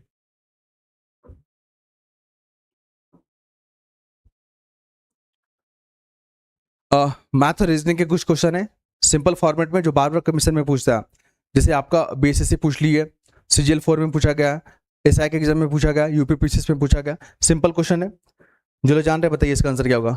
यदि डॉग को इतना लिखा जाता है तो आप बताइए कैट को क्या लिखा जाएगा? अब यहाँ पे कौन सा लॉजिक लगा हुआ है इसके पीछे में खुद सोचिए, आप लोग बनाइए यहाँ पे, ठीक है। क्योंकि इस तरह के प्रश्न आपको कम से कम 5-6 एग्जाम में देखने को मिलेगा, क्योंकि ADO में जो ना 100 क्वेश्चन आएंगे मैथ और रीजनिंग मिला के। तो हम लोगों ने क्या किया ना, जो बार बार रिपीट करता है क्वेश्चन को, उस क्वेश्चन को सिलेक्ट किए हैं और उसी फॉर्मेट में हम लोग लेकर आ गए हैं 5-6 क्वेश्चन। बनाइए इसका। बहुत लोग जो ना आसानी से सॉल्व कर लीजिएगा इसको, और बहुत लोग नहीं कर पाएंगे, तो परेशान नहीं होना है। सॉल्यूशन देखिए और इसको प्रैक्टिस कीजिए। हम भी बनाते हैं यहाँ पे डॉग जो लिखा हुआ है, डॉग को लिख दिया यहाँ पे 26, कैसे आया होगा चेक करते हैं यहाँ पे। तो डी का जो है ना फॉर्मेट याद रखिएगा, और दो चीज याद रखिएगा। पहला, एक से लेकर 30 तक का स्क्वायर और क्यूब दोनों याद कर लीजिएगा। जिनको मैथ में प्रॉब्लम है, रीजनिंग में प्रॉब्लम हो रहा है, या जिनको डर लगता है, तो 1 से 30 तक का स्क्वायर और क्यूब याद रखिएगा ना, तो क्वेश्चन फटाफट सॉल्व हो जाएगा। और A to Z जो हमारा अल्फाबेट है ना, उसका रैंकिंग याद रखिएगा। जैसे A का 1 हो गया, B का 2 हो गया, C का 3 हो गया, इसका रिवर्स वाला भी याद रखिएगा। आपके आधा से अधिक क्वेश्चन वहीं से बन जाएंगे रीजनिंग के। तो आप यहाँ पर देखो, डॉग का क्या हो गया, रैंक 4 होता है। O का कितना होता है? तो MNOP, O का 15 होता है। यहाँ पर कितना होता है? 15 होता है। और G का कितना होता है? 7 होता है। 15 7 22, O का 15 ही होता है ना। 15 7 कितना हो गया? 22 और 4 26। तो इसको जोड़ेगा तो अब 26 हो जाएगा। कितना होगा? 26। आप समझ रहे हो ना चार कैसे लिए? अल्फाबेट में A का रैंकिंग 1, B का 2, C का 3, D का 4, तो ऐड करोगे तो यहाँ पर हो गया 26। तो इसी कोड का इस्तेमाल करते हुए कैट का बताइए यहाँ पे। अब यहाँ पर कैट का क्या हो जाएगा देख लेते हैं। कैट का होगा क्या? C का रैंकिंग कितना है? 3rd हो जाएगा यहाँ पे, ठीक है, 3rd होगा। A का 1 होगा और T का 20 होगा। तो इसको आप ऐड करोगे तो कितना होगा? 20 और 1 21 और 3 24। 24 है क्या? ये देखिए, A का 24, 27 का A हो जाएगा यहाँ पे। बहुत सुंदर। 27 का सी बता रहे हैं लोग, ए बता रहे हैं। तो जिनको मैथ में प्रॉब्लम है ना वो देख लीजिएगा यहाँ पे, जिनको आता है बहुत सुंदर, नहीं आता है तो यहाँ पे देखिएगा, नोट करते चलिएगा। यही फॉर्मेट में क्वेश्चन पूछा जाएगा। और प्रैक्टिस के लिए 5 क्वेश्चन है अभी यहाँ पे, सिंपल तरीके से। और यहाँ पे 27 का ए वाले कितने यहाँ पे? काजल, संगीता, रवि, शंभू, दीपक, नीलम, आराधना, खुशबू, बिजू। तो 27 का ए में जो आंसर दिया ना यहाँ पे फर्स्ट, आप समझ रहे हैं ना? तो यही सब क्वेश्चन आपको हर एग्जाम में पूछे जाते हैं। दूसरा देखिए, और हमने जो ना जानबूझकर जो ना वो उस कॉन्सेप्ट को लेकर आए हैं ताकि आप समझ पाइए कि इसके पीछे लॉजिक क्या लगा हुआ है। सिंपल क्वेश्चन है, अगर सन को 54 लिखा गया है तो मून को क्या लिखा जाएगा? हम भी सॉल्व करते हैं आप लोग के साथ। सन को 54 कैसे लिख दिया है? SUN को लिखा है 54। इसका रैंकिंग कितना होता है? 19 होगा। ST ठीक है 20 होता है, इसका 19 होता है। बहुत बढ़िया। यू का कितना होगा? यू का हो गया 21, क्योंकि 22 तो भी का होता है। और एन का कितना हो गया? 14। तो 19, 21 और 14 को अगर जोड़ेंगे हम लोग यहाँ पे, तो 19 से 1 गया तो 20 हो गया, 20 और 20 40, यहाँ तो 40 और 14 54। आप समझ रहे हो ना? तो सन का कोडिंग को हम लोग डिकोड कर दिया, यहाँ पे सबकी जो है ना रैंकिंग को जोड़ दिया गया है। तो ये हो गया हमारा 54। उसी प्रकार मून को देखिए, मून को कैसा लिखा गया? एम का रैंकिंग कितना हो गया? 13। ओ का कितना हो गया? 16, सॉरी 15। ओ का यहाँ पे 15 हो गया, एन का 14 हो गया। तो 15 15 30, 30 हो गया, और इधर हो गया 14, इधर हो गया 27। 27 और 30 कितना हो गया? 27 और 30 हो गया हमारा 57। 57 है क्या? है ना? 28 का ये, और यहाँ पर 28 का ये वाले कितने यहाँ पे? 28 का ये में जो है ना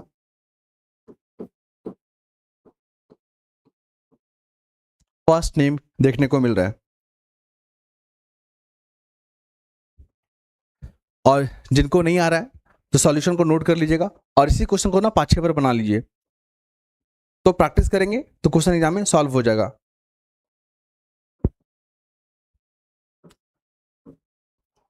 पेन को 35 लिखा गया है, तो बुक का वैल्यू कितना होगा? पेन को कैसा लिखा गया होगा? आइए सॉल्व करते हैं यहाँ पे।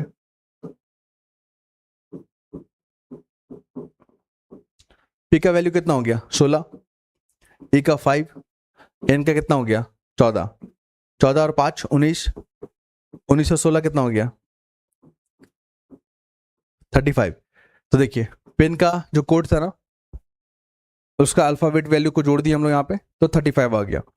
तो उसी प्रकार बुक का क्या हो जाएगा? जोड़िए इसको, फटाफट कैलकुलेशन कर लीजिए। तो बी का रैंकिंग कितना हो गया? 2। ओ का कितना हो गया? 15। इसका कितना हो गया? बी डबल ओ के ना, 15 के बाद ये हो गया, ये भी 15, और के का कितना हो गया? 11।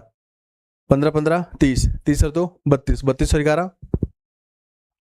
33, 10 43, 43 हो गया। और देखिए यहाँ पर 43 आंसर है, हो गया ना? चलिए, और 29 का यहाँ पे आंसर हो गया बी। और 29 का बी वाले कितने यहाँ पे? सब लोग डी बता रहे हैं यहाँ पे। बी वाले एक नाम देखने को मिला, संगीता। ठीक है, अगला क्वेश्चन को बनाइए, टाइम देते हैं यहाँ पे। अब मजा आ रहा है ना आप लोग को मैथ में? मैथ कैसे ही क्वेश्चन लेकर आएंगे, इसको बनाइए आप लोग।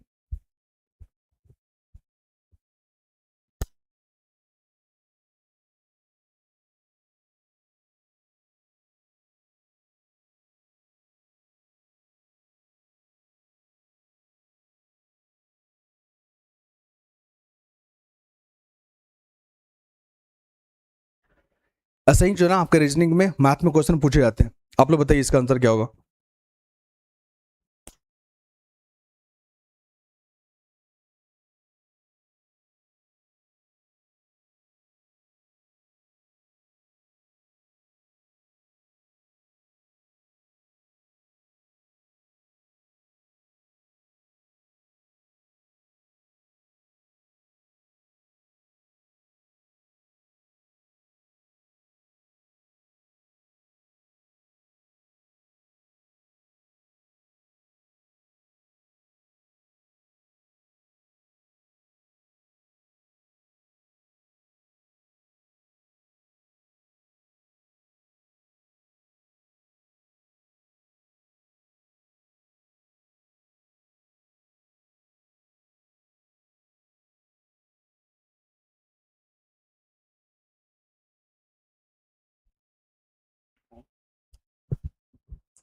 चलिए स्टार्ट करते हैं हम लोग।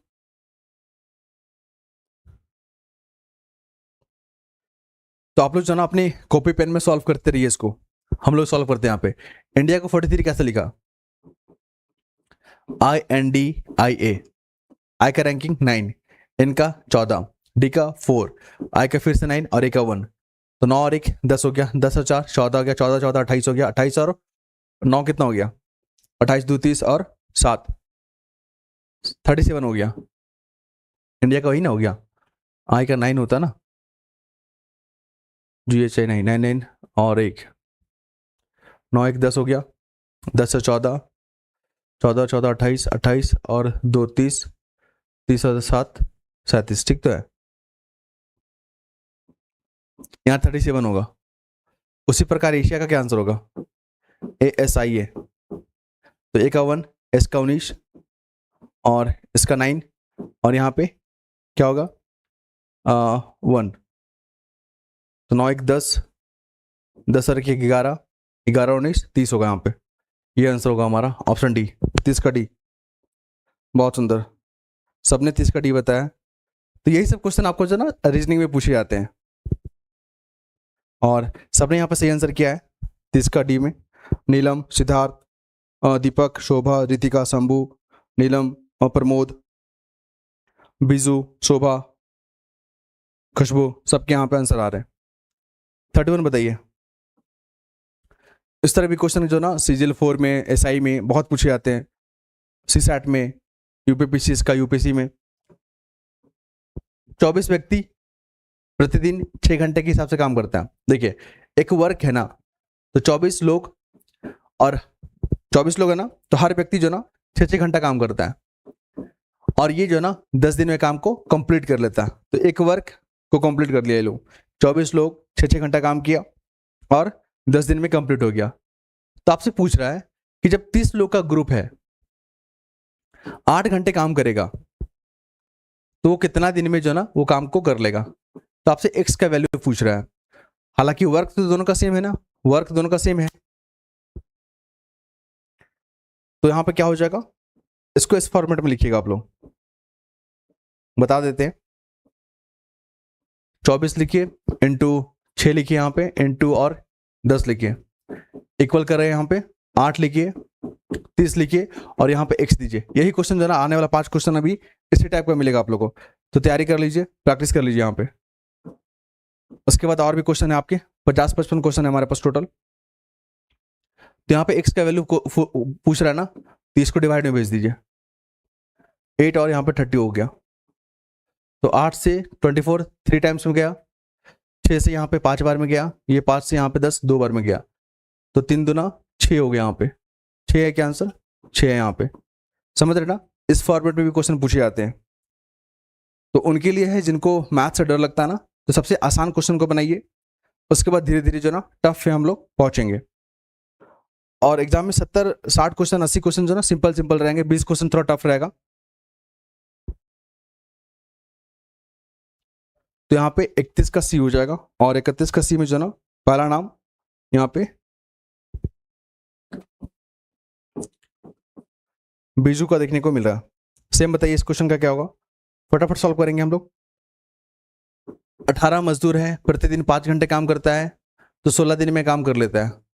तो 24 मजदूर 6 घंटे काम करेगा तो कितना दिन में करेगा? ये इसको नीचे भेजिए, यहाँ पे नीचे भेजे, यहाँ पे कितना हो गया? 24 × 6। फटाफट कैलकुलेशन कीजिएगा।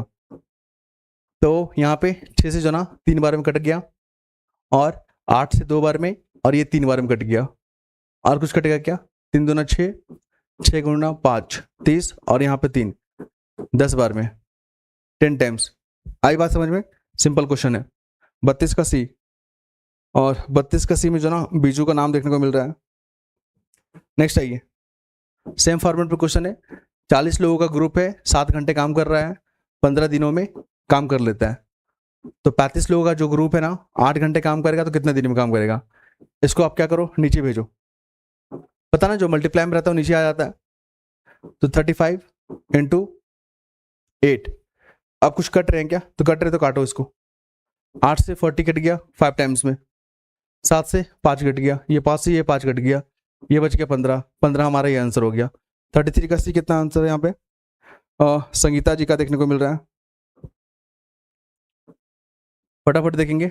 अब आए यहाँ पे 12 लोगों का ग्रुप है। हम लोग जो है ना एग्जाम तक कम से कम 500 क्वेश्चन का प्रैक्टिस कर लेंगे, ठीक है। डेली 5-10 क्वेश्चन करके लेकर आएंगे हम। 12 लोगों का ग्रुप है, 8 घंटे और 20 दिन में काम करता है। तो 16 लोग का ग्रुप है, 6 घंटे काम करेगा, तो कितने दिन में? तो जो चीज़ मल्टीप्लाई में ना उसको डिवाइड में भेजिए। ये गया डिवाइड में, 16 गुणा 6, ठीक है।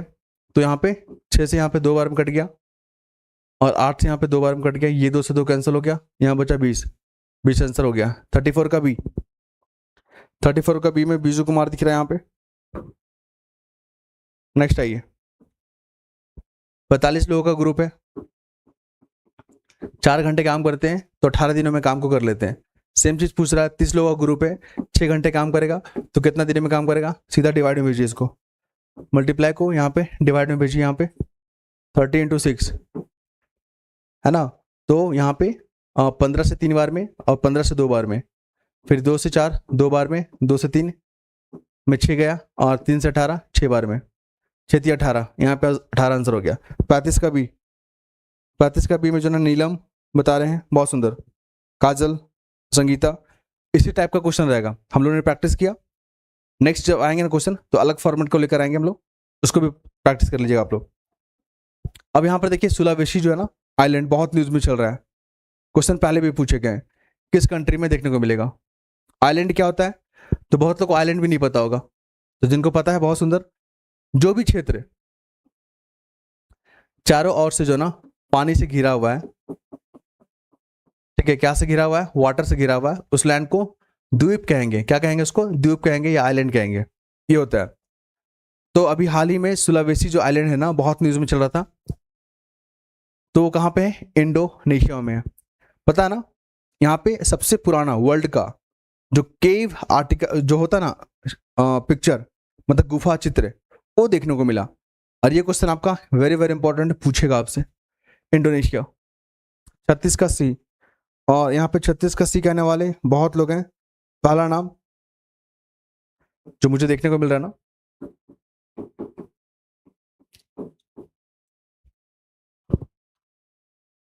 नेक्स्ट आइए यहाँ पे।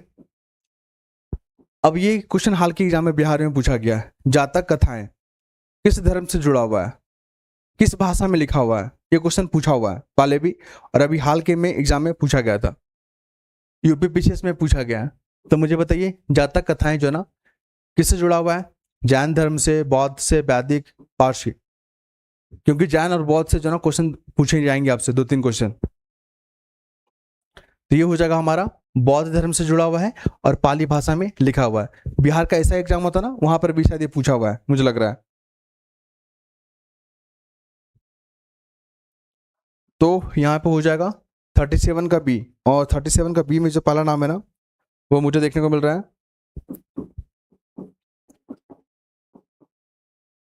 37 का बी। और आप लोग लाइक कर रहे हो ना, लाइक शेयर। मैं इसका अपील अब करना छोड़ दिया हूँ, मुझे अच्छा नहीं लगता है, क्योंकि जिनको करना होगा वो खुद से कर ही देंगे, और जिनको नहीं करना ना तो उनको लाख बार भी बोलेंगे ना आप तो वो लोग नहीं करेंगे। तो अच्छा है कि आप लोग उस ग्रुप में नहीं है, आप लोग हमारी बात को समझते हैं।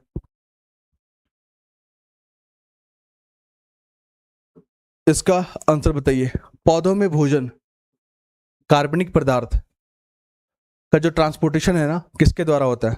मतलब प्लांट में जो खाना बनता है और उसका ट्रांसपोर्टेशन प्लांट के हर हिस्सों में किसके द्वारा किया जाता है? ये क्वेश्चन हाल के एग्जाम में मुझे लगता है कि यूपी पीसीएस में या एमपी पीसीएस में पूछा हुआ है, और बिहार में पूछा हुआ है। तो इसका आंसर आप लोग बताइए, जो लोग भी देख रहे हैं। मोस्ट इंपॉर्टेंट क्वेश्चन है यहाँ पे, बिहार यही सब क्वेश्चन पूछेगी आपसे, ठीक है। तो जितना आप लोग प्रैक्टिस कीजिएगा ना उतना आप लोग के लिए बेहतर होगा।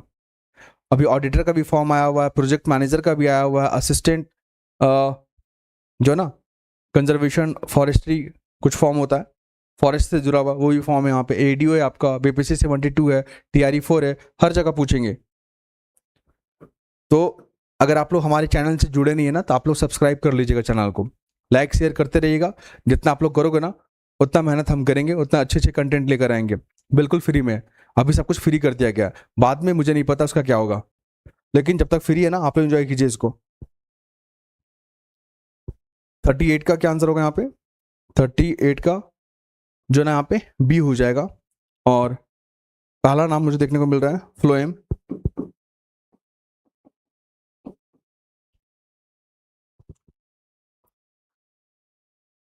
ओके, इसका आंसर बताइए।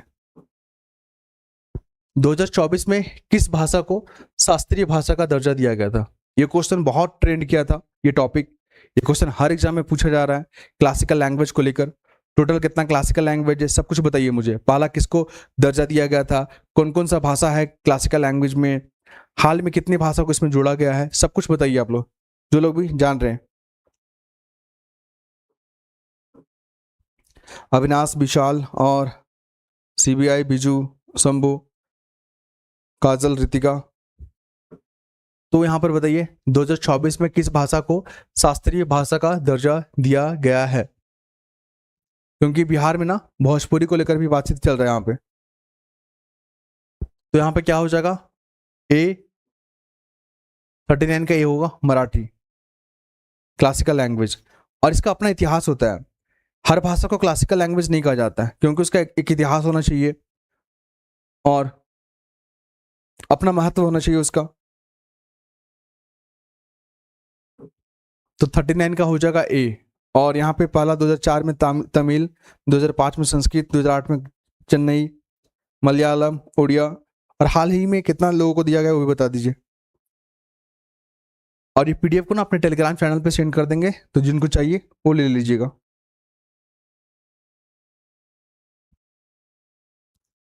थर्टी नाइन का एम जो ना यहाँ पे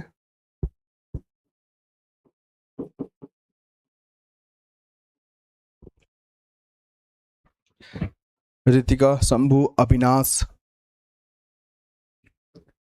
ये बताइए हाल का बिहार में पूछा गया द शैडो लाइन जो पुस्तक है ना वो किनके द्वारा लिखा गया है? The shadow line.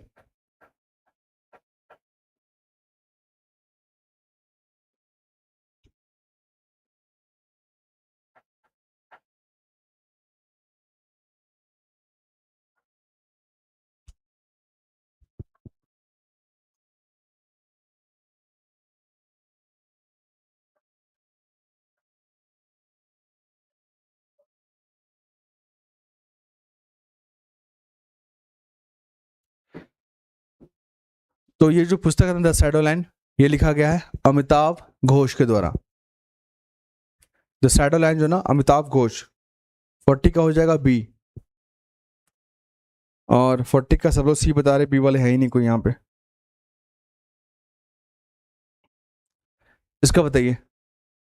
गांधी शांति पुरस्कार 2011 में बिहार का एसआई में पूछा गया है।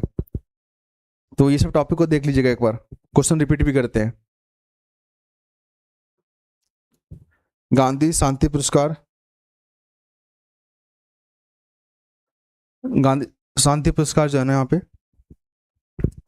क्या होगा? ISKCON, Gita Press, Ramakrishna Mission. तो गीता प्रेस को यहाँ पे दिया गया था। 41 का बी।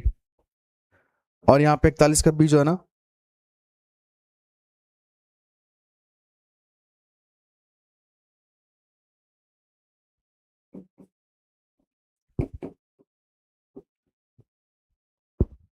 नेक्स्ट आइए।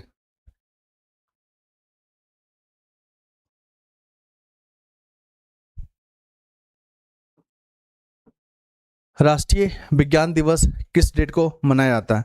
क्योंकि साइंस वाला जो टॉपिक है ना बहुत इंपॉर्टेंट है, इस पे पूरा जो है ना बातचीत किया जा रहा है। क्योंकि भारत में 6th जनरेशन को लेकर या एआई को लेकर या जितने भी सेक्टर हैं हमारे भारत के, सब जगह जो है ना टेक्नोलॉजी को प्रमोट किया जा रहा है। तो राष्ट्रीय जो है ना विज्ञान दिवस कौन सा डेट को? 28 फरवरी। और यहाँ पे जो है ना 42 का सी करने वाले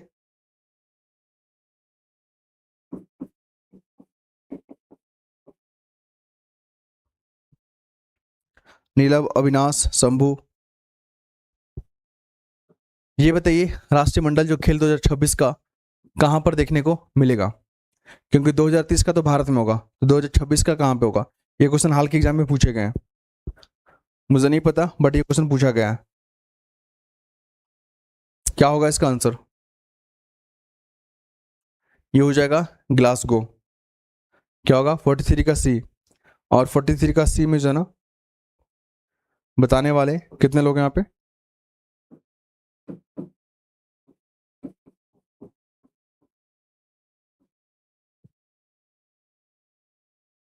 ठीक है, बिजू, विशाल, नीलम, शंभू। ये बताइए कंप्यूटर में कौन सा जो है ना मेमोरी नॉन वोलेटाइल होता है, ये हाल के एग्जाम में पूछा गया है। रजिस्टर, कैच, रैम, ये तीनों जो है ना वोलेटाइल नेचर का होता है। जब पावर ऑफ होते हैं ना तो तीनों जगह से डेटा क्या हो जाते हैं, डिलीट हो जाते हैं, गायब हो जाते हैं। बट स्विच ऑफ होने के बावजूद भी रोम जो है ना वहां से डेटा क्या होता है, वोलेटाइल नहीं होता है, याद रखिएगा। तो 44 का हो जाएगा सी, और 44 का सी में है कोई क्या, किसी का आंसर है नहीं। देखिए यहाँ पे नॉन वोलेटाइल पूछ रहा है ना, तो वहां पे रोम हो जाएगा। और 44 का सी वाले कोई हैं क्या यहाँ पे, ना कोई नहीं यहाँ पे। शंभू का दिखा बट वो लेट से आंसर आया। ये बताइए फणेश्वर नाथ जो रेणु है, इनके द्वारा कई पुस्तक लिखा गया, बीपीएससी पूछती है इसको, और हाल के एग्जाम में भी देखा गया था ये वाला। मुझे बताइए इनके द्वारा जो पुस्तक लिखा गया है कौन कौन सा यहाँ पे, फणेश्वर नाथ रेणु, इनके द्वारा कौन कौन सा पुस्तक लिखा गया है।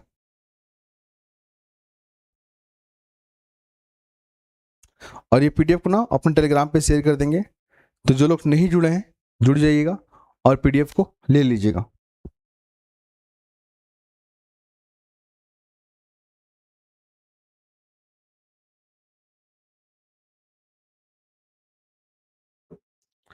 तो यहाँ पर हो जाएगा ऑल द एबव 1 2 3, कितने चौराहे, प्रति परिकथा महिलाचल, तीनों उनके द्वारा लिखा गया है। और इसका क्या आंसर होगा 45 का डी, और 45 का डी में जो है ना बीजू कुमार का देखने को मिल रहा है।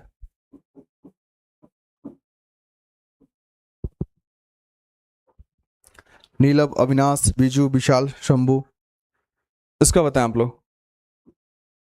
सुपरनोवा सिद्धांत जो है ना किनके द्वारा दिया गया था, सुपरनोवा, ये जो ब्रह्मांड का एक्सप्लोनेशन है ना, ये ब्रह्मांड कैसे बना, यूनिवर्स कैसे बना, उसी से जुड़ा हुआ एक कॉन्सेप्ट है, इसको बताइए। हाल के एग्जाम में पूछे गए हैं ये वाला।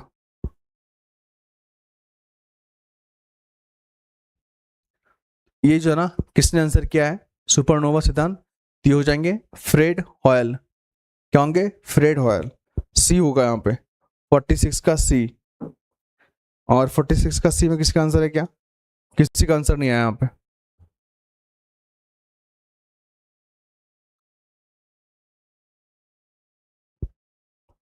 नीलम का बता रहे हैं, बहुत सुंदर।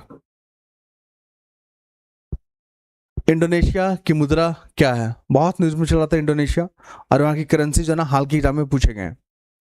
इंडोनेशिया की जो करेंसी है ना, मुझे लगता है कि बिहार का एसआई में पूछा गया ये वाला, और भी एक जगह पूछा गया था। तो यहाँ पे क्या हो जाएगा रुपया, 47 का सी। गुड मॉर्निंग सोरेन जी, बीजू, फटाफट आंसर आप लोग करें। तो यहाँ पर 47 का सी हो जाएगा। और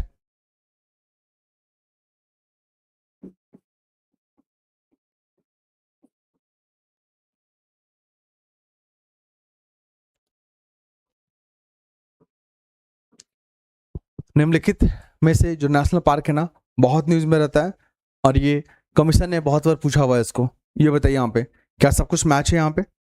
मानस असम में है क्या, कान्हा मध्य प्रदेश में, पेरियार केरल में, और नगरहोल कर्नाटक में, ऐसा कुछ है क्या, चारों स्टेटमेंट सही है क्या यहाँ पे। यहाँ पे बताइए आप लोग। 48 का क्या आंसर होगा? ऑल द एबव, मतलब सब कुछ यहाँ पे सही है, सी हो जाएगा यहाँ पे।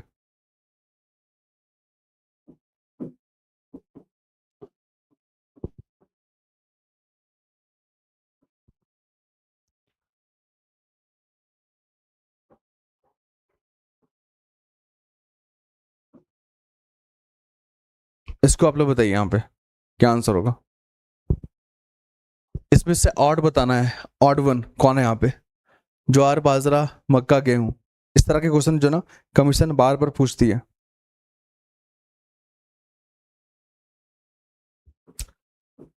और आप लोग जो ना लाइक शेयर भी करेंगे, और क्लास खत्म होने के बाद ना आप लोग बताइएगा कि आप लोग का कितना यहाँ पे जो है ना आंसर हुआ है सही। और यहाँ पे जो है ना बात करेंगे कि ज्वार, बाजरा, मक्का, ये जो है ना ये आपका किसका एग्जाम्पल है? मोटे अनाज। और ये जो है ना आपका खरीफ क्रॉप में आता है, बट गेहूं जो है ना हमारा रबी क्रॉप है, तो इसको भी ध्यान रखिएगा।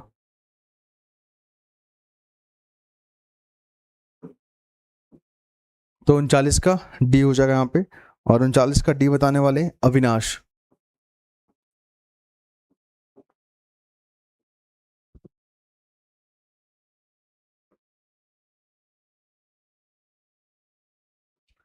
जल्दी जल्दी आप लोग आंसर करें। नियॉन जो है ना उसके बारे में 4 स्टेटमेंट दिया गया है, क्या होगा यहाँ पे? नियॉन हाल के एग्जाम में पूछे गए हैं, नियॉन गैस के बारे में। फटाफट आप लोग आंसर करें, यहाँ इसका आंसर क्या होगा? तो नियॉन जो है ना किस श्रेणी का गैस है? ये है नोबेल, नोबेल गैस है, ध्यान रखिएगा। ये हो जाएंगे नोबेल। 50 का हो जाएगा यहाँ पे सी।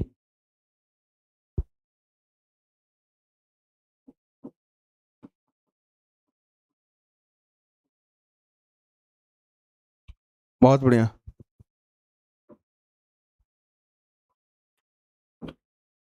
51 का क्या आंसर होगा? साबुन बनाने का जो प्रोसेस है ना उसको सोपोनिफिकेशन कहा जाता है। और किस चीज़ का इस्तेमाल होता है यहाँ पे?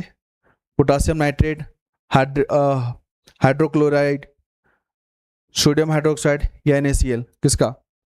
यहाँ पे हो जाएगा बी। 51 का बी होगा यहाँ पे। और यहाँ पे जो ना 51 का बी कहने वाले विशाल हो जाएंगे।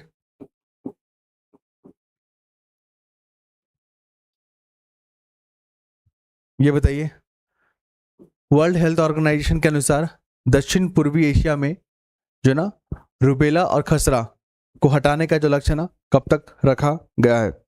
ये भी क्वेश्चन जो ना आपके हाल के एग्जाम में पूछे गए हैं। हम लोग यहाँ पे मोस्ट इंपॉर्टेंट क्वेश्चन को देख रहे हैं। 52 का क्या होगा? तो 52 का यहाँ पे हो जाएगा 2026। 52 का सी होगा यहाँ पे। गुड़िया, शंभू, नीलम, रितिका, अविनाश, बीजू। 52 का सी में जो नाम है ना वो बीजू।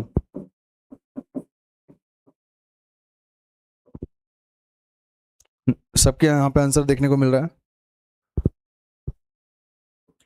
ये आर्टिकल 123 किससे जुड़ा हुआ? जल्दी जल्दी बताइए।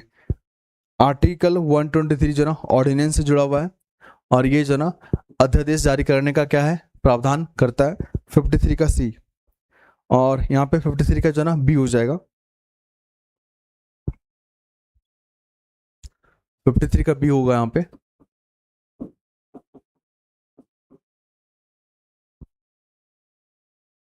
बहुत सुंदर, रितिका, बिजू, विशाल, शंभू।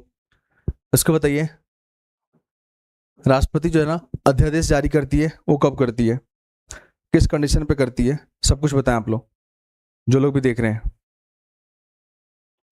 नीलम, गुड़िया, विनाश, रितिका, बिजू, विशाल, इसके क्या आंसर होंगे? तो जब संसद सत्र में ना होना तभी जो है ना यहाँ पे वो किया जाता है, ठीक है। तो यहाँ पे हो जाएगा 54 का सी।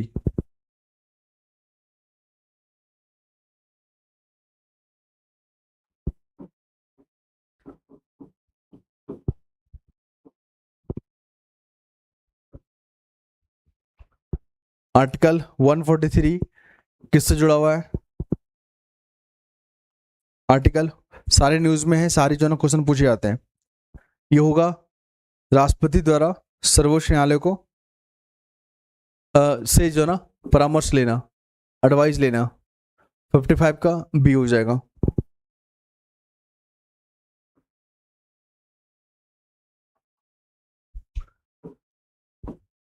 आर्टिकल 148 किससे जुड़ा हुआ है?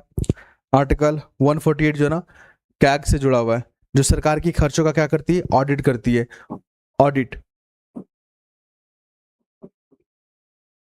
आर्टिकल 148। तो 55 का जो ना बी में किसी का आंसर है क्या? किसी का आंसर नहीं है यहाँ पे। नेक्स्ट आइए, भारत का जो कैग है ना, इसका अपॉइंटमेंट कौन करता है? जो लोग भी देख रहे हैं जल्दी से बताइए, इसका अपॉइंटमेंट कौन करता है कैग का? तो कैग का अपॉइंटमेंट करता है यहाँ पे राष्ट्रपति। कौन करता है? राष्ट्रपति। 57 का सी। किसी का आंसर नहीं मिला मुझे अभी तक। इंडियन एक्सेलरेटेड प्रोग्राम जो ना किससे जुड़ा हुआ है? बहुत पूछेगा, क्योंकि जो वर्ल्ड इकोनॉमिक फोरम में जो बैठक हो रहा है ना, वो इन्हीं मुद्दे पे बात चल रहा है, कौशल विकास को लेकर। 58 का बी। किसी का नाम आया क्या?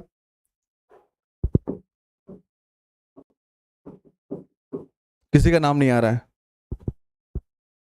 58 का ए बता रहे हैं यहाँ पे कोई लोग। विशाल, नीलम, अविनाश, बीजू, गुड़िया, रितिका, ये बताइए निम्न में से कौन सी जो है ना रासायनिक परिवर्तन का उदाहरण है? तो कोयला का जलना, ये हमारा जो ना केमिकल इक्वेशन है यहाँ पे, केमिकल इक्वेशन यहाँ पे, ठीक है। क्योंकि कोयला जलता है ना, तो रिएक्शन जो है ना होते हैं, और ये केमिकल चेंज का एग्जाम्पल है। अच्छा, कल जो है ना, कल का क्लास लिए थे मॉर्निंग में, तो हमने हाथी को जो ना नेशनल एनिमल डिक्लेयर कर दिया था कि वो हमारा राष्ट्रीय पशु है। कौन? हाथी। बट वो हमारा विरासत पशु है, ठीक है, हेरिटेज वाला पशु है वो। हमारा नेशनल जो है ना वहाँ पे एनिमल टाइगर होगा। कल मुझे कुछ लोग जो ना वहाँ पे कमेंट किए थे, शायद सैली या रितिका कुछ नाम था वहाँ पे, तो मुझे गलती से वो चीज़ जो है ना मैंने वहाँ पे बोल दिया था। निम्नलिखित में से कौन सा हो जाएगा? 59 का सी। और किसी का आंसर नहीं आया सी वाला। रासायनिक परिवर्तन में जो ना क्या स्टेटमेंट सही है? केमिकल जो चेंज होता है ना, उसके लिए सही स्टेटमेंट कौन सा है यहाँ पे? फटाफट आप लोग आंसर करें। सारे रिवाइज वाले क्वेश्चन इंपॉर्टेंट है यहाँ पे। तो ऊर्जा में कोई निवल परिवर्तन ना हो, ये स्टेटमेंट गलत है।